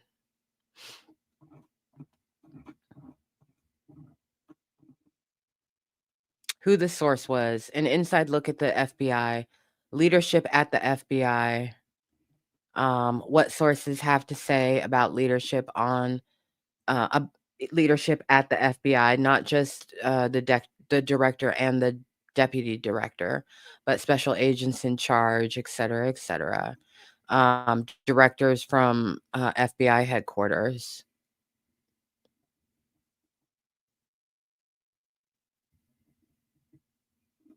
The span of control of the FBI has been weakened internally by all the firings of Kash Patel.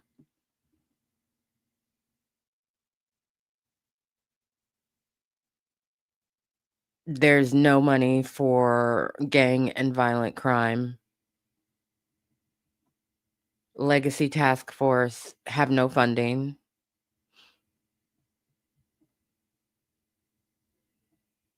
and no movement to make sure that the things are funded, or no desire to even see them funded. No desire by leadership.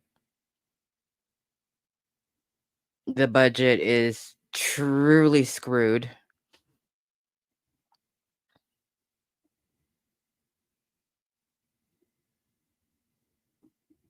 More on immigration.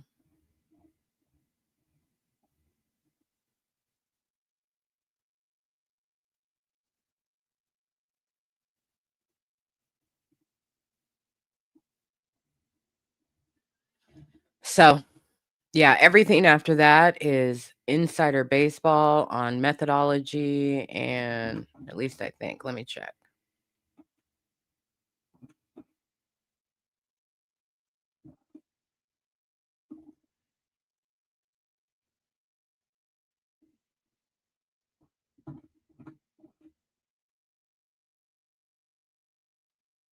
Oh, they have a message. Hold on. Oh, yeah, they have a message to FBI Director Kash Patel and all FBI executive management. Listen to your people. Every opinion matters. Reprogram the mindset from hyper defensive to full receive mode.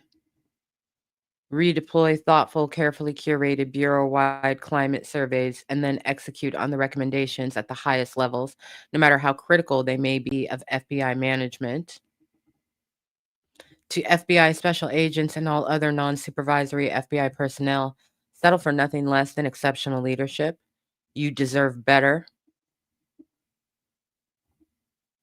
FBI leadership has been dismal, ranking near the very bottom, deep in the lower quartile out of 458 federal subcomponent agencies.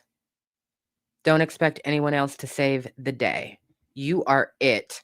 And you alone on the inside and from the ground up must find the courage to do more to hold the FBI director and FBI leadership accountable. Remember what I said about systems and the people within them?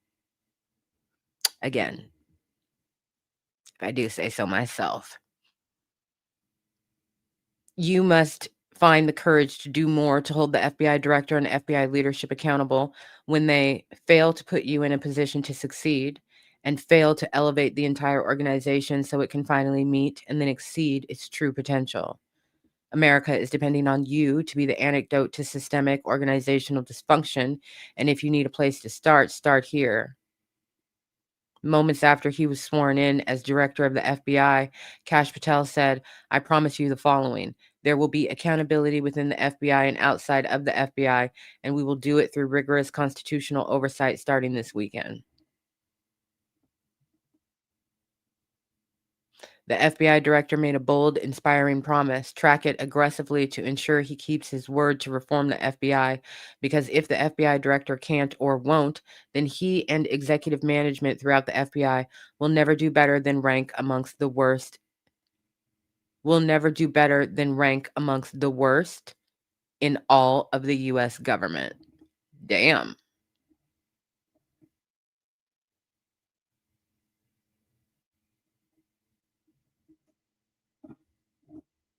I think this is their conclusion.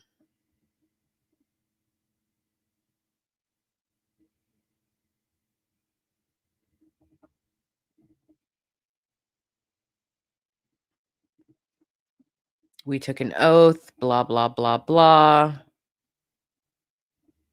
More again on the reporting people.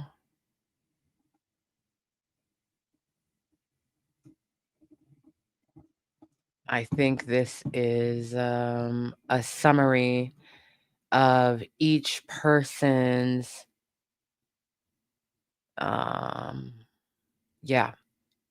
each source's statements and information, general information about each source. So that's what this section is. Throughout the body of what we read, obviously they're pulling from, right, things that sources said, but they have a compilation of here's everything that this source said, here's everything that this source said in response to our request for information. So they've got that in there. I'm going to zoom out here so that I can orient myself better.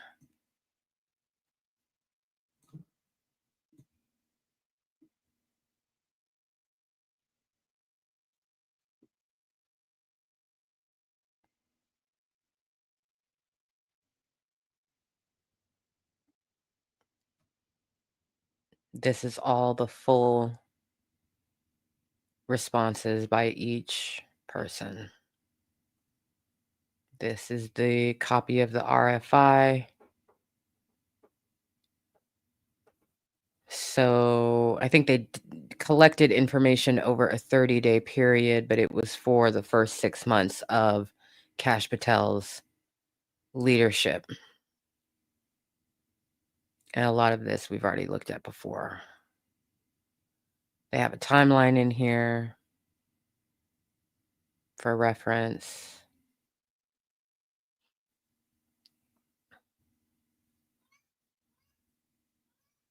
And other information that apparently they think is helpful. End of report.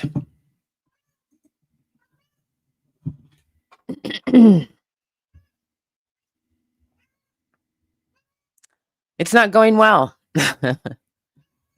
It is not going well. And, I think Donald really likes keeping the FBI in disarray in general.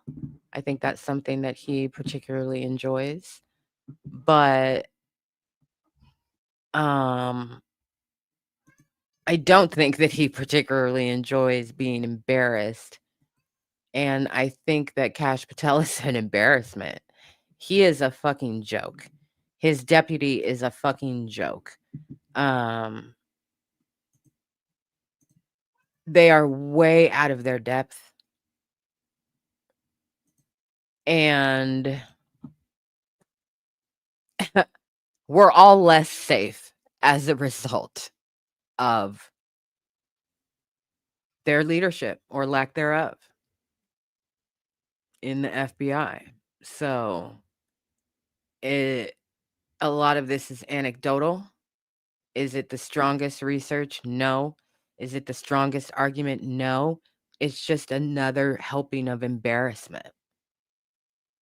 It's another helping of embarrassment. They said this man is not a short king. He's insecure. He's not a short king. He's immature. He wants a Smedium jacket with him at all times. I really wish that I know that they were more focused on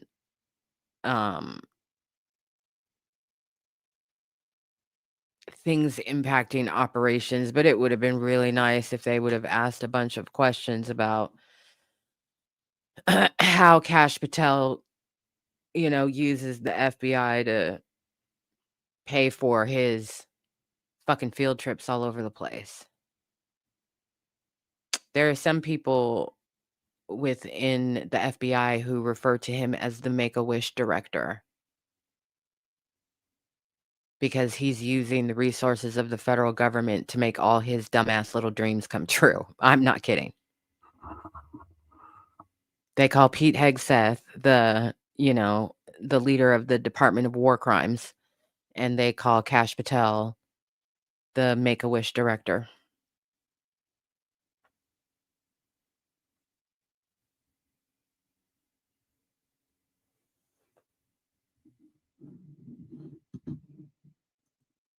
A short jester, indeed. A short jester, indeed.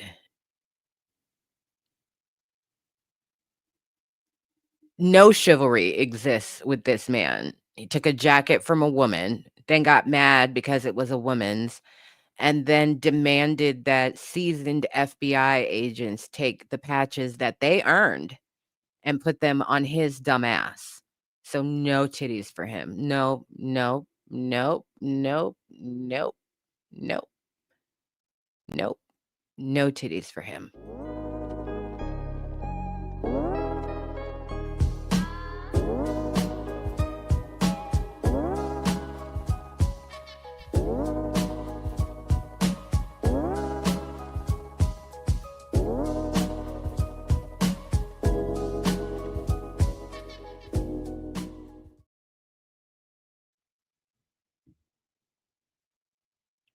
Kash Patel is a short jester. So him actually standing on a plane, refusing to be seen without an FBI raid jacket, which is just dumb. And then, demanding his Smedium.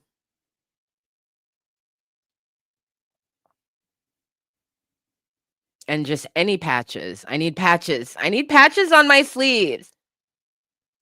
Why do they have patches and I don't have patches? I need patches. I'm not surprised in the least fucking bit. I'm not surprised in the least bit.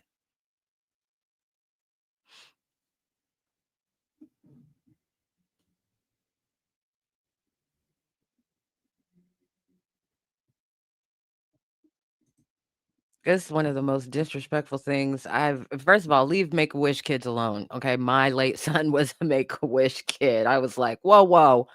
Low blow, bros. Low blow."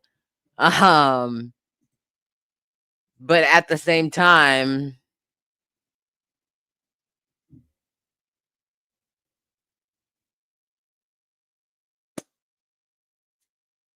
he is using all of the resources that he otherwise would not have access to make all his little stupid dreams and fantasies and wishes come true.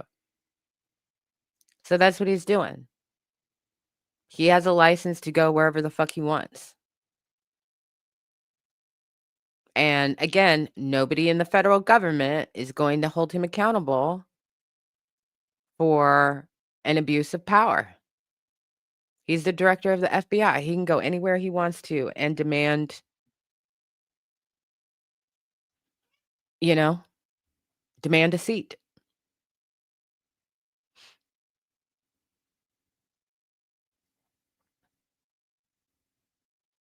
It's a fucking joke. It really is a fucking joke, but it's not funny. It's a fucking joke. It's not funny. These people are a danger. Their rhetoric is a danger.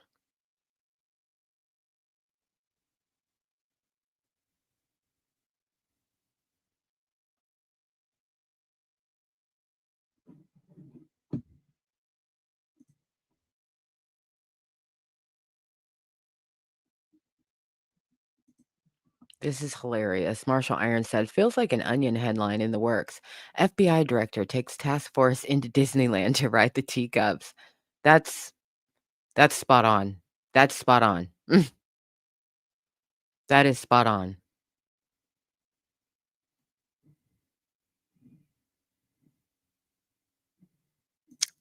Oh, we gonna run it back. She said, stolen valor titties for everyone. A fucking banger.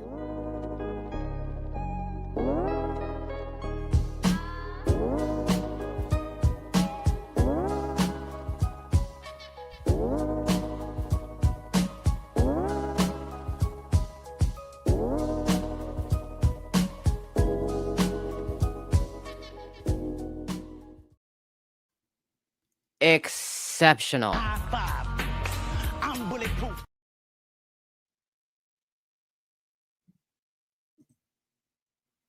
That too.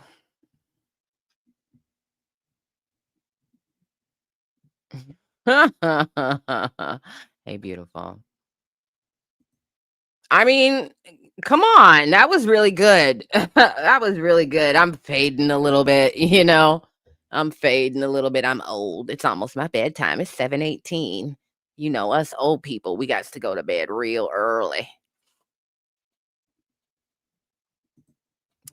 Okay? Fucking brilliant. Yeah, that was a good one. That was a really, really good one.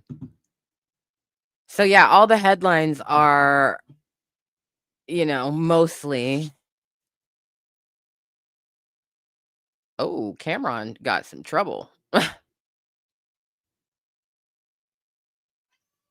Oh, wow.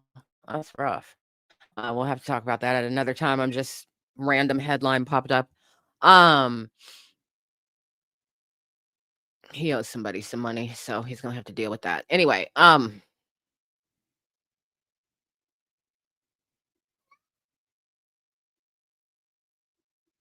the unfortunate thing is that, Kash Patel is gonna leave one way or the other. That's what's scary. He's gonna leave one way or the other. Donald decides that he is tired of him. He's tired of him being a problem. He's tired of him being in the headlines. He's tired of him being an embarrassment to the administration, and he just decides, "Fuck it, you're out." Or a disaster happens in the United States of America on his watch that the FBI had pre-existing knowledge of on his watch.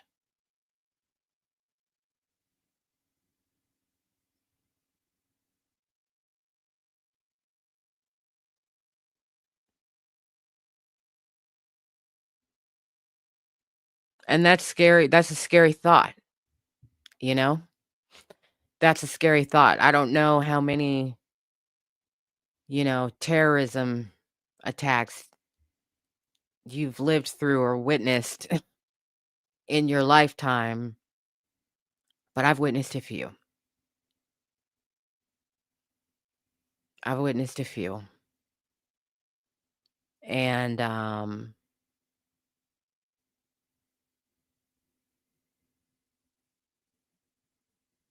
they're really playing with people's lives in the name of dysfunction, because dysfunction is the point.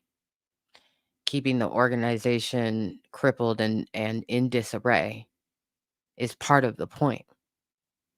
There are fucking podcasters in charge of the Federal Bureau of Investigation.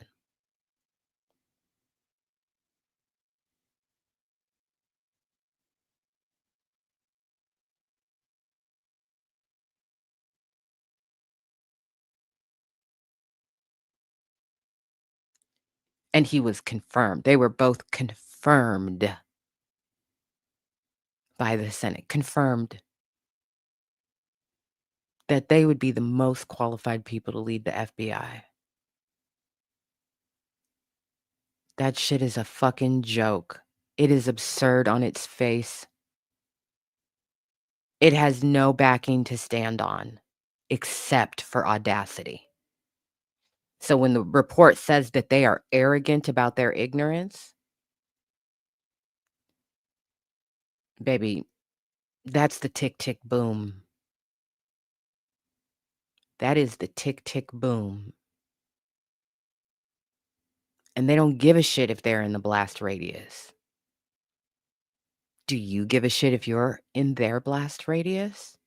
I sure the fuck do.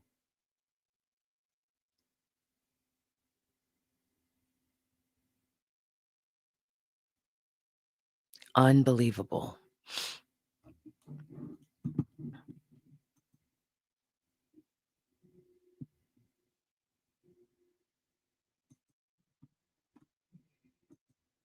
Okay, this is hilarious. The titties of despair. Lock that one. Hold that one. I'm sure it will be relevant in the future.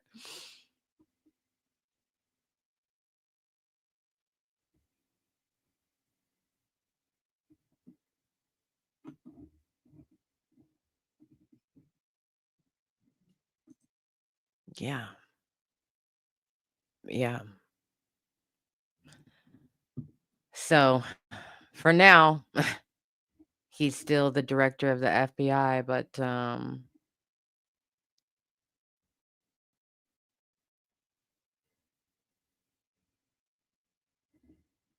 the thing that is really scary for Donald is he appointed this man to this position and then let him loose inside the FBI where he's the literal fucking director, and he can get access to any number of things because he's the director. He doesn't need to be assigned to a case to access case information. He just has to wanna see it.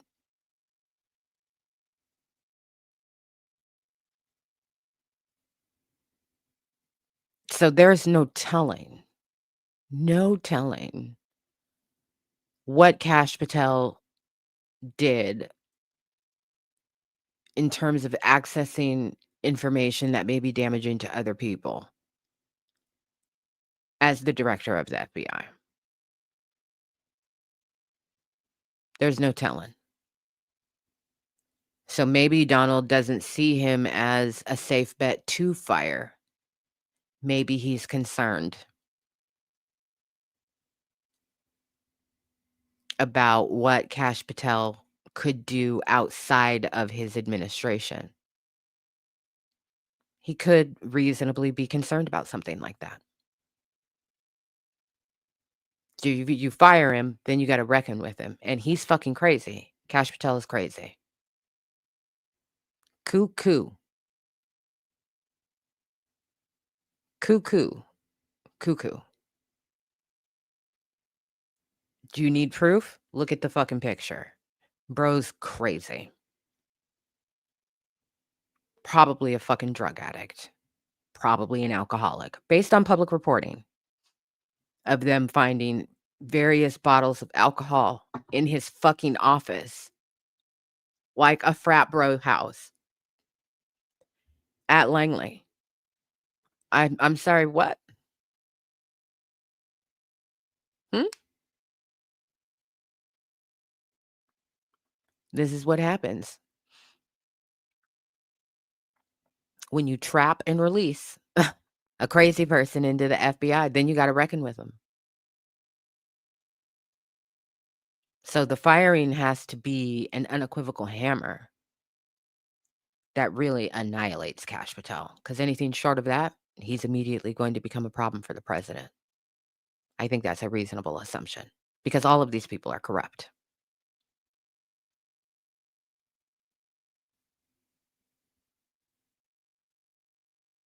All of these people are corrupt.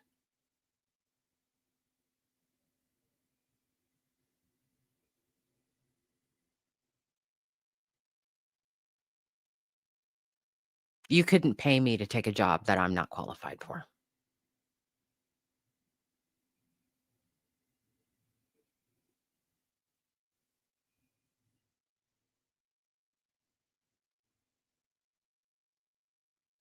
especially a consequential position.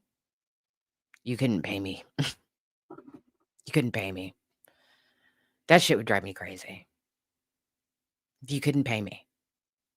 That's like coming to me and saying, "We're gonna pay you, $750,000 salary to become the lead engineer for Google's Gemini." What? Huh? Or coming to me and saying, "We're gonna make you a US attorney." What? No. If nominated, would you accept? No, I would not. Why? Because 'Cause I'm not a fucking lawyer. Also, I don't wanna work for the fucking Fed, so what are we talking about here? You couldn't pay me to take a job that I am just wholly and completely unqualified for. That's not the same as taking my qualifications, experience, and expertise and applying it to something I've never done before. I do that all the fucking time. That's my shtick. Yeah, I'm qualified to do that.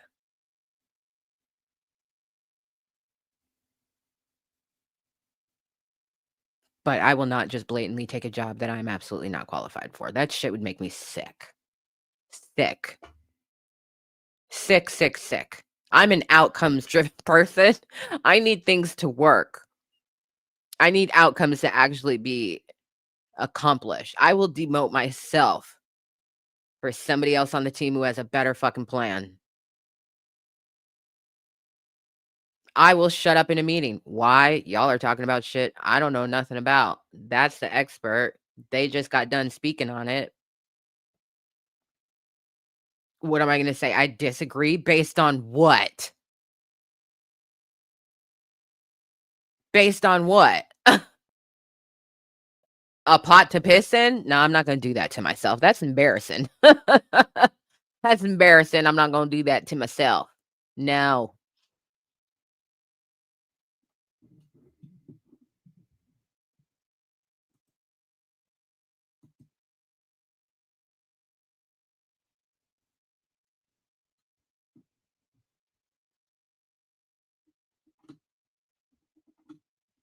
Yeah, Lindsay halitosis, that bitch is completely unqualified.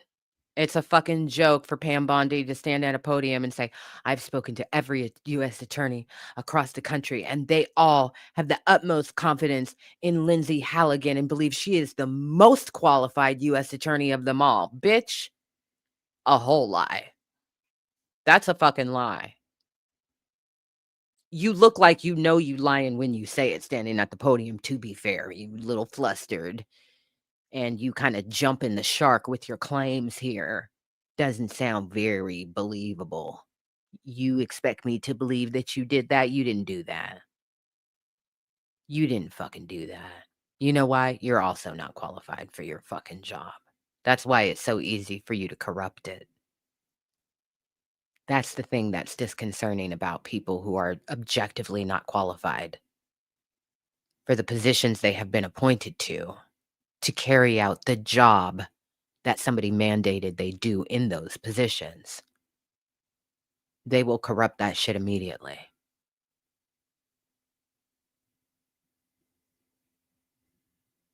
Kash Patel doesn't know what the FBI does.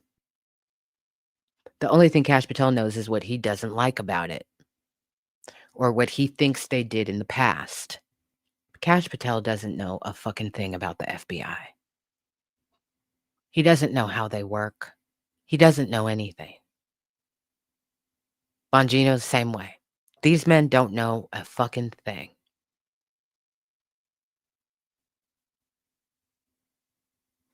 Nothing. This should be one reason. This should be a valid reason without anything else that's going on for people in the United States to riot.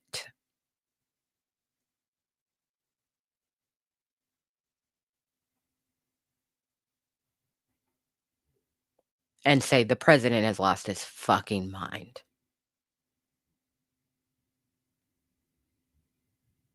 But nope, that's not what we're doing. That's not what we're doing. Nope, nope, nope.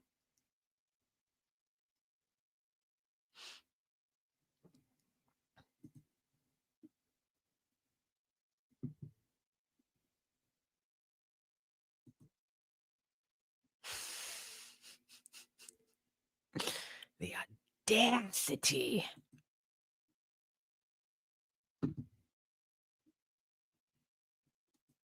Yeah, I don't Kash Patel does not strike me as somebody who's gonna die of a ripe old age. Do you know what I mean? It's gonna be like a ketamine overdose or something like that. Again. This is the best exhibit I can give you is this motherfucker right here.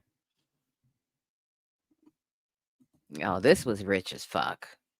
They still trying to say that she's the US attorney. That bitch is not the US fucking attorney.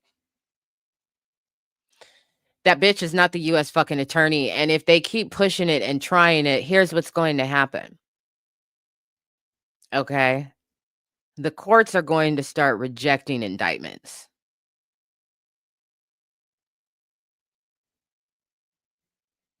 Period.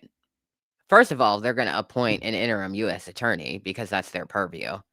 But then also, they're just gonna start saying, "No, No.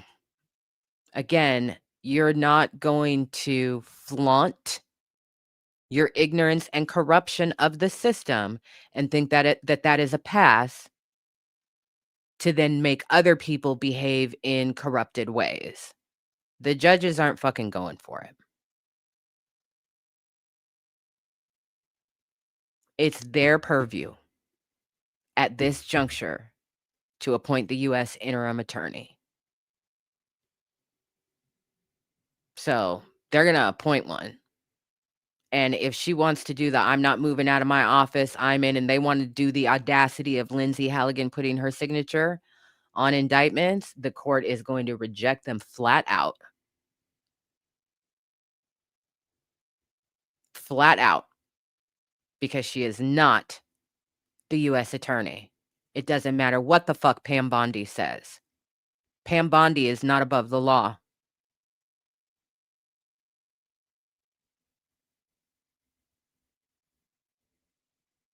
That is another reason why people should be marching their asses over there and dragging that bitch out, throwing her out of the fucking building.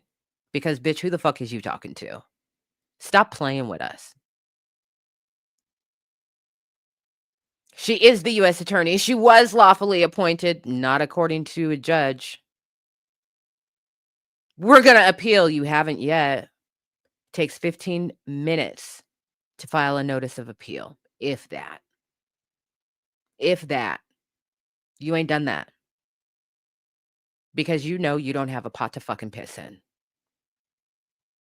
You also know that if you did that, the opposition would tell the appeals court, you need to expedite this. And the appeals court would be like, no problem. We will expedite this immediately. Within weeks, if not days.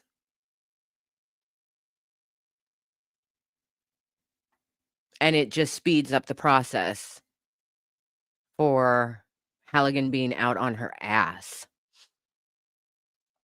So they're going to let the clock run on that notice of appeal to buy more time, to just fucking play in people's faces. They're just fucking playing. These people have broken in to the U.S. government, and they're in there playing like they're legitimate. They're trespassing. They don't even go here.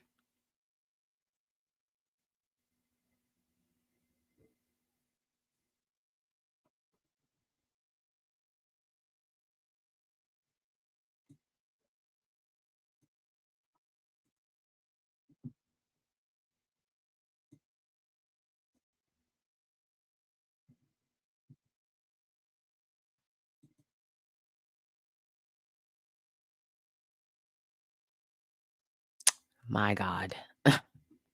My God.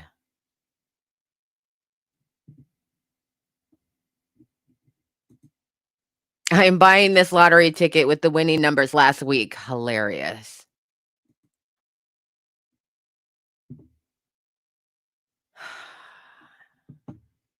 Hand me your patches.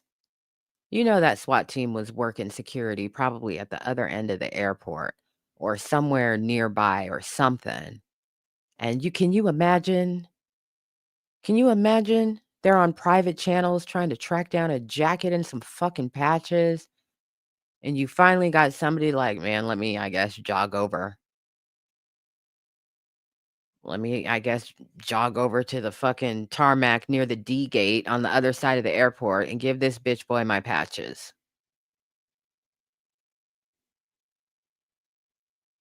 Listen, I know this is gonna sound like a crazy, crazy comparison, okay? But it's the only thing I got. I'm not gonna lie and represent myself to be something that I'm not.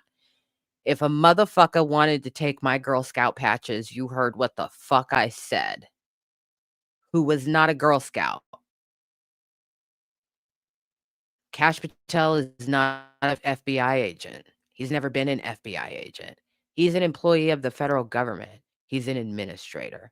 So if a bitch had the nerve to roll up to me and say, I need a sash.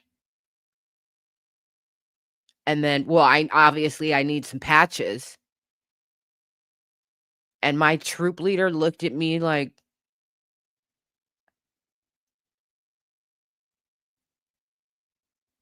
until you do right by me, everything you think about gonna crumble. That's how I feel about my Girl Scout patches. I said what the fuck I said, my Girl Scout patches. Don't put me through some fucking elite ass body on the line, live ammo fucking training, fucking shit to get a patch to be a part of some fucking special forces shit that I literally had to bleed to get, and tell me to give it to some fucking pipsqueak in a Smedium who wants to cosplay. That is demoralizing. That is completely demoralizing. Stolen valor titties for real.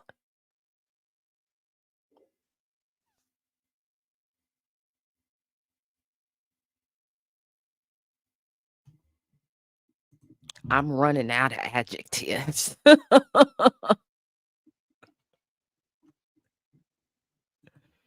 Yeah, don't fuck around. Okay? We can save you just as much as we can kill you based on the knowledge that we get with these badges here. Also, we can survive out there without you. Fuck around. 250. Oh, girl, please. They'd never get my patches. This is what the fuck I'm talking about. You want my what? You want my patches that denote special accomplishments that I had to bleed for and then test for? Maybe I had to bleed multiple times. Maybe I had to test multiple times. And you want my patches for a fucking photo op? You ain't done shit. You ain't bled shit. I would crash the fuck out. I would crash the fuck out. I would crash the fuck out. I would. I really super duper fucking would. You ever manually started a fucking fire for real out there in the goddamn elements? You want my fire starter patch? Boy, you will get dumped in these woods, okay? Nobody will ever find your body again. Touch my fucking patches. Touch it. Go ahead. Go ahead. Put it on your little knockoff, sorry ass little empty sash. Go ahead. Boy, they will never find your body.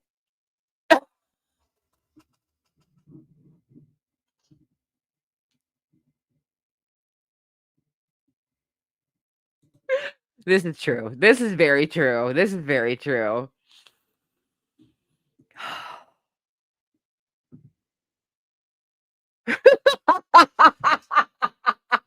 That's how you get folded in half and stuck in a garbage can, feet sticking out and kicking, and people just walking by like, damn. Touch my fucking patches. You've lost your goddamn mind. You know what the fuck I had to do? Nah. Nah. You ain't sold no cookies. You ain't figured out how to make a lure in the elements and catch a fucking fish.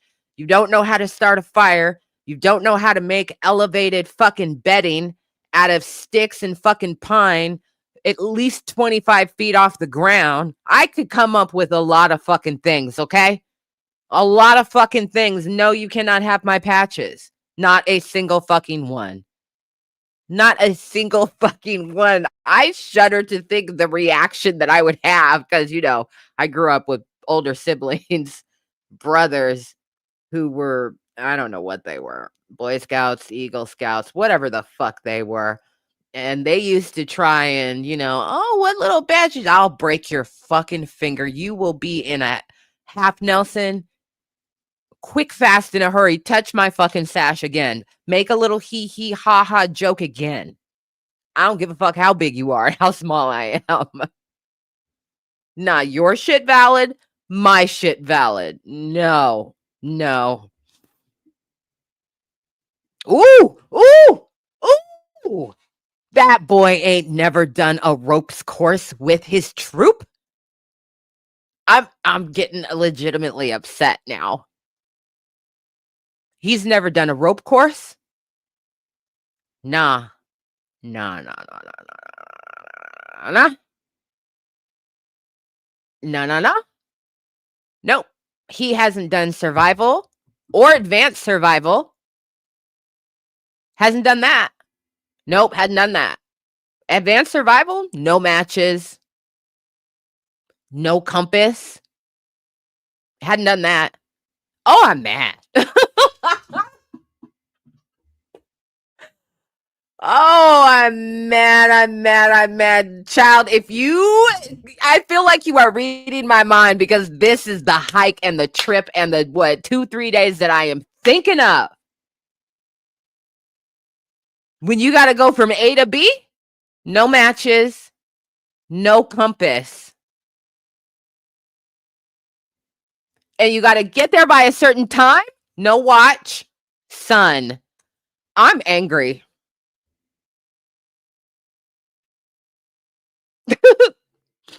I'm angry.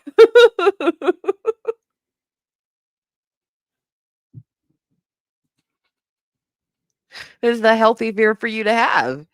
This is a healthy fear for you to have. What you're saying is we're reinforcing your survival instincts. You're welcome.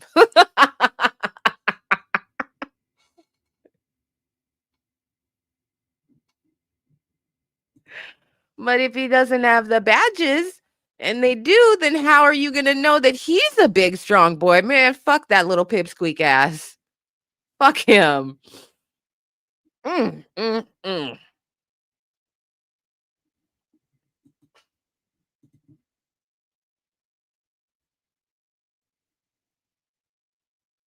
Moonless night. But he don't know shit. He don't know shit. Kash Patel don't know a fucking thing. He don't know a fucking thing. Tie a slip knot. Huh? Make a rabbit trap. Huh? What? What if you ain't got no pots and pans? How you gonna make that food? Do you know how? No. It's a rhetorical question. You don't know how. Oh, I'm mad. I'm mad. I'm mad. I'm appropriately mad.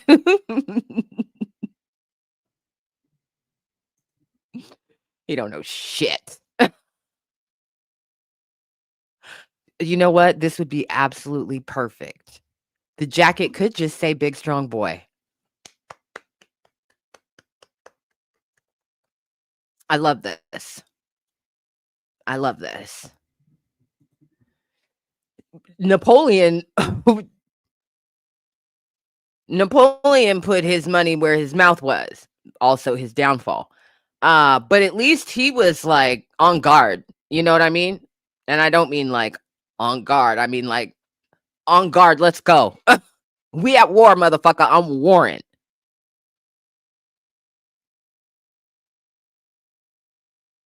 Kash Patel is hiding behind all of those large and extra large jackets when it goes down.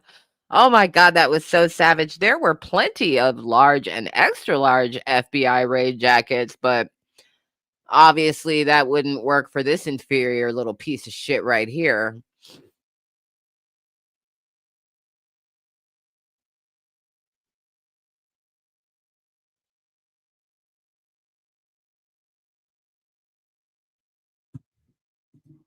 Does he know how to get clean water out there in the elements? No.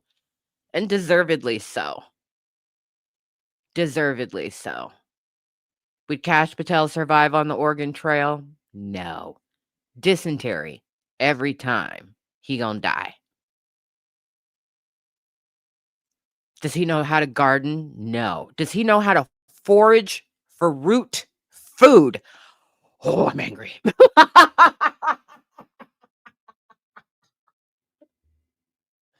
Oh, I'm angry. Does this nigga know how to forage? No. No, he doesn't know how to fucking forage. Are you kidding me? Does he know the difference between elderberries and blueberries? No, he does not. Does he know which mushrooms are that you can consume and not consume? No. This motherfucker is taking a shit in the woods and happily wiping his ass with poison ivy. That's Kash Patel.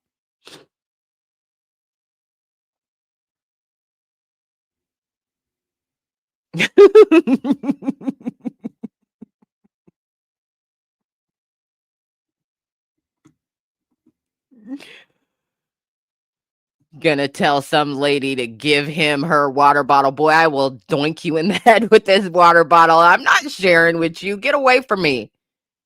Get away from me. Yes, I said doink.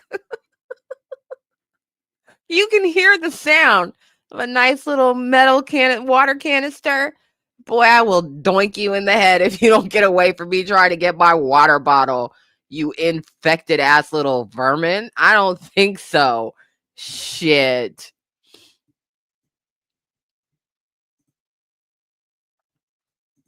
Perfect. Perfect.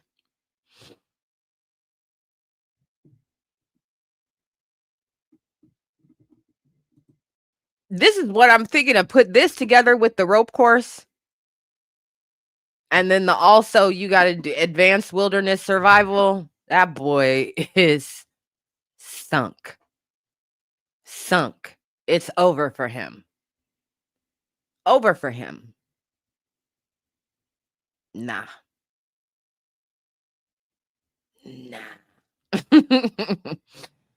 As the kids say, it's a no for me, dog. It's a no for me. But yeah, just thinking about my fucking little Girl Scout badges. No, we would fight.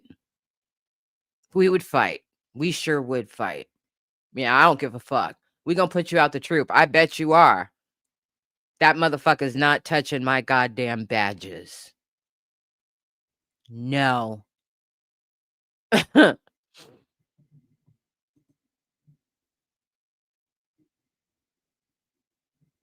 Doesn't know how to open a can, can't sanitize water. It's just, this your king? This your fearless leader? No. He's a scared little bitch boy.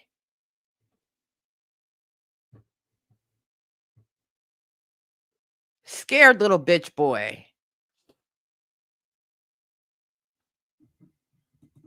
Leading a team that doesn't believe in you a little bit, and you know they don't believe in you because there's a part of you that understands you're not supposed to fucking be there.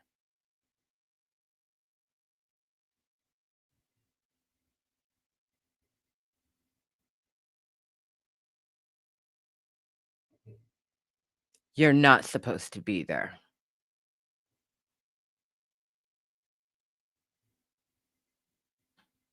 So,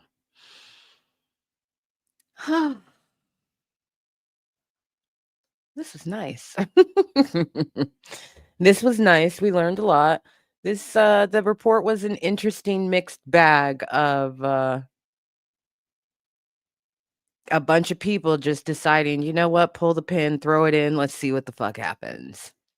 And so I'm I'm very clear that the administration is working super hard to appear completely unbothered by all of the grenades that are going off in their orbit. They are bothered. They are bothered. They don't like it. It's not a good look. So the question just becomes when will it actually reach the tipping point and what will happen first? You know, what will be that final tipping point? Will it be Americans dying on American soil because the FBI is so paralyzed by internal dysfunction and shitty ass leadership that they aren't acting on actionable threats against Americans? It's distinctly possible. It's distinctly possible that that could happen. Or does it just get to a point where Donald just changes his mind and says, fuck him, fire him? That could happen at any moment too. So We shall see. As with all things, we shall see. I appreciate you all hanging out with me tonight to go through this. This was good. This was good. If you get a chance, go back and check out the live from earlier today. It's all chaptered up and ready for you. If you want something to listen to, the tone is very different. Be clear, like I said, I'm doing my best, okay? So the tone is very different. But then that breaks at about the 1 hour mark when we get the flag on the play. Somebody in the comment section using a whole ass as their profile picture. That sent us all. But yeah, I'm gonna go figure out what this boy is all mewy about. I think he just wants some crunchies in his bowl to make himself feel better. So fine. We go get some crunchies in the bowl for him. I feel pretty confident that I'm gonna see you again this week, beloved people. Let me just check my email real quick before I log off of here, because sometimes right when I log off and I go and I check my Cassidy Collins, thank you, beautiful. Check my email, there's a docket alert, and I'm like, God damn it. I don't see anything significant.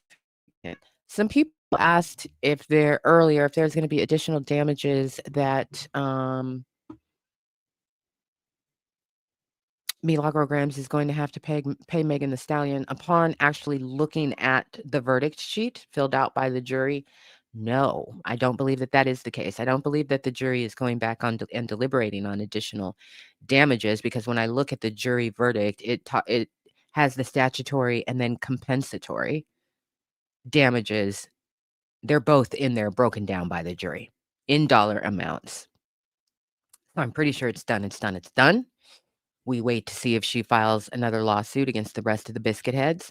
And also, as discussed earlier, I think Diddy is going to file a lawsuit against Netflix, the production companies, and whoever that videographer is who sold off that footage quickly, potentially this week even. So yeah, it should be an interesting week, but it's good to see you. I'm glad that we've all come back together. I hope you had a good weekend, a good holiday, all of that. My holiday was super chill. It was really great. But very, very intimate, very, very chill, cuz I just, I kind of had the foresight that I wasn't sure, and I shared all of this with you before, that energetically I was going to be in a place to cook our traditional annual meal. And then, as I've shared, as I've been coming back, I've been hit with some just a rocking my foundation situation that I'm figuring out what to do with in the real world. And I got news of that before Thanksgiving, and it immediately had a very bad and permanent, irrevocable ripple effect. But one of the things that I remember very clearly thinking to myself as I was getting news of this situation was, I'm so glad I didn't make any promises about Thanksgiving. Because if I questioned whether or not I would be in the space to do all of that, I for damn sure won't be. I for damn sure will not be. And so it was really perfect in that way, that yes, there was a gathering. Yes, there was cooking. Yes, there was a family meal. Man, them tacos slapped. Them tacos fucking slapped. And it was good conversation and all of those good things. So, but yeah, kept it super light this year. So, but I hope yours was wonderful. I know there was instances of drama all over the internet, and I just like to say that, I don't think people should film those things. I said what I said. Your life and your family should not be other people's entertainment. And there are some people who decided that this was going to be the year that they were going to air out all the stuff about their family and they get on TikTok looking like a whole ass fucking coon. That shit is not entertaining. People are calling it growth and healing. It's not that either. All the people involved are toxic. All of them.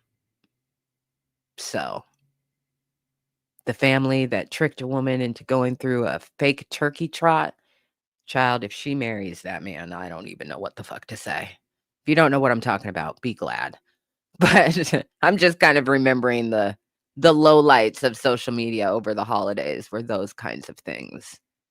People being horrible to each other or toxic to each other, and then trying to justify it, as jokes or growth or personal healing. All y'all is toxic. All y'all is toxic. And if you can't be around other people in pure positivity and patience, you shouldn't go to the holiday function. You really shouldn't. Exercise that patience and don't go. So, all right. Well, that's it. Thank you again for kicking it with me today, tonight, wherever it is, whatever time it is, wherever you are. Um, have a wonderful day tomorrow. It's only Monday, child. Jesus Christ. It's only Monday. Have a wonderful day tomorrow. And yeah, I hope to see you soon. Y'all are a light. And I see you and I feel you and I appreciate you. And I'll see you soon. Peace.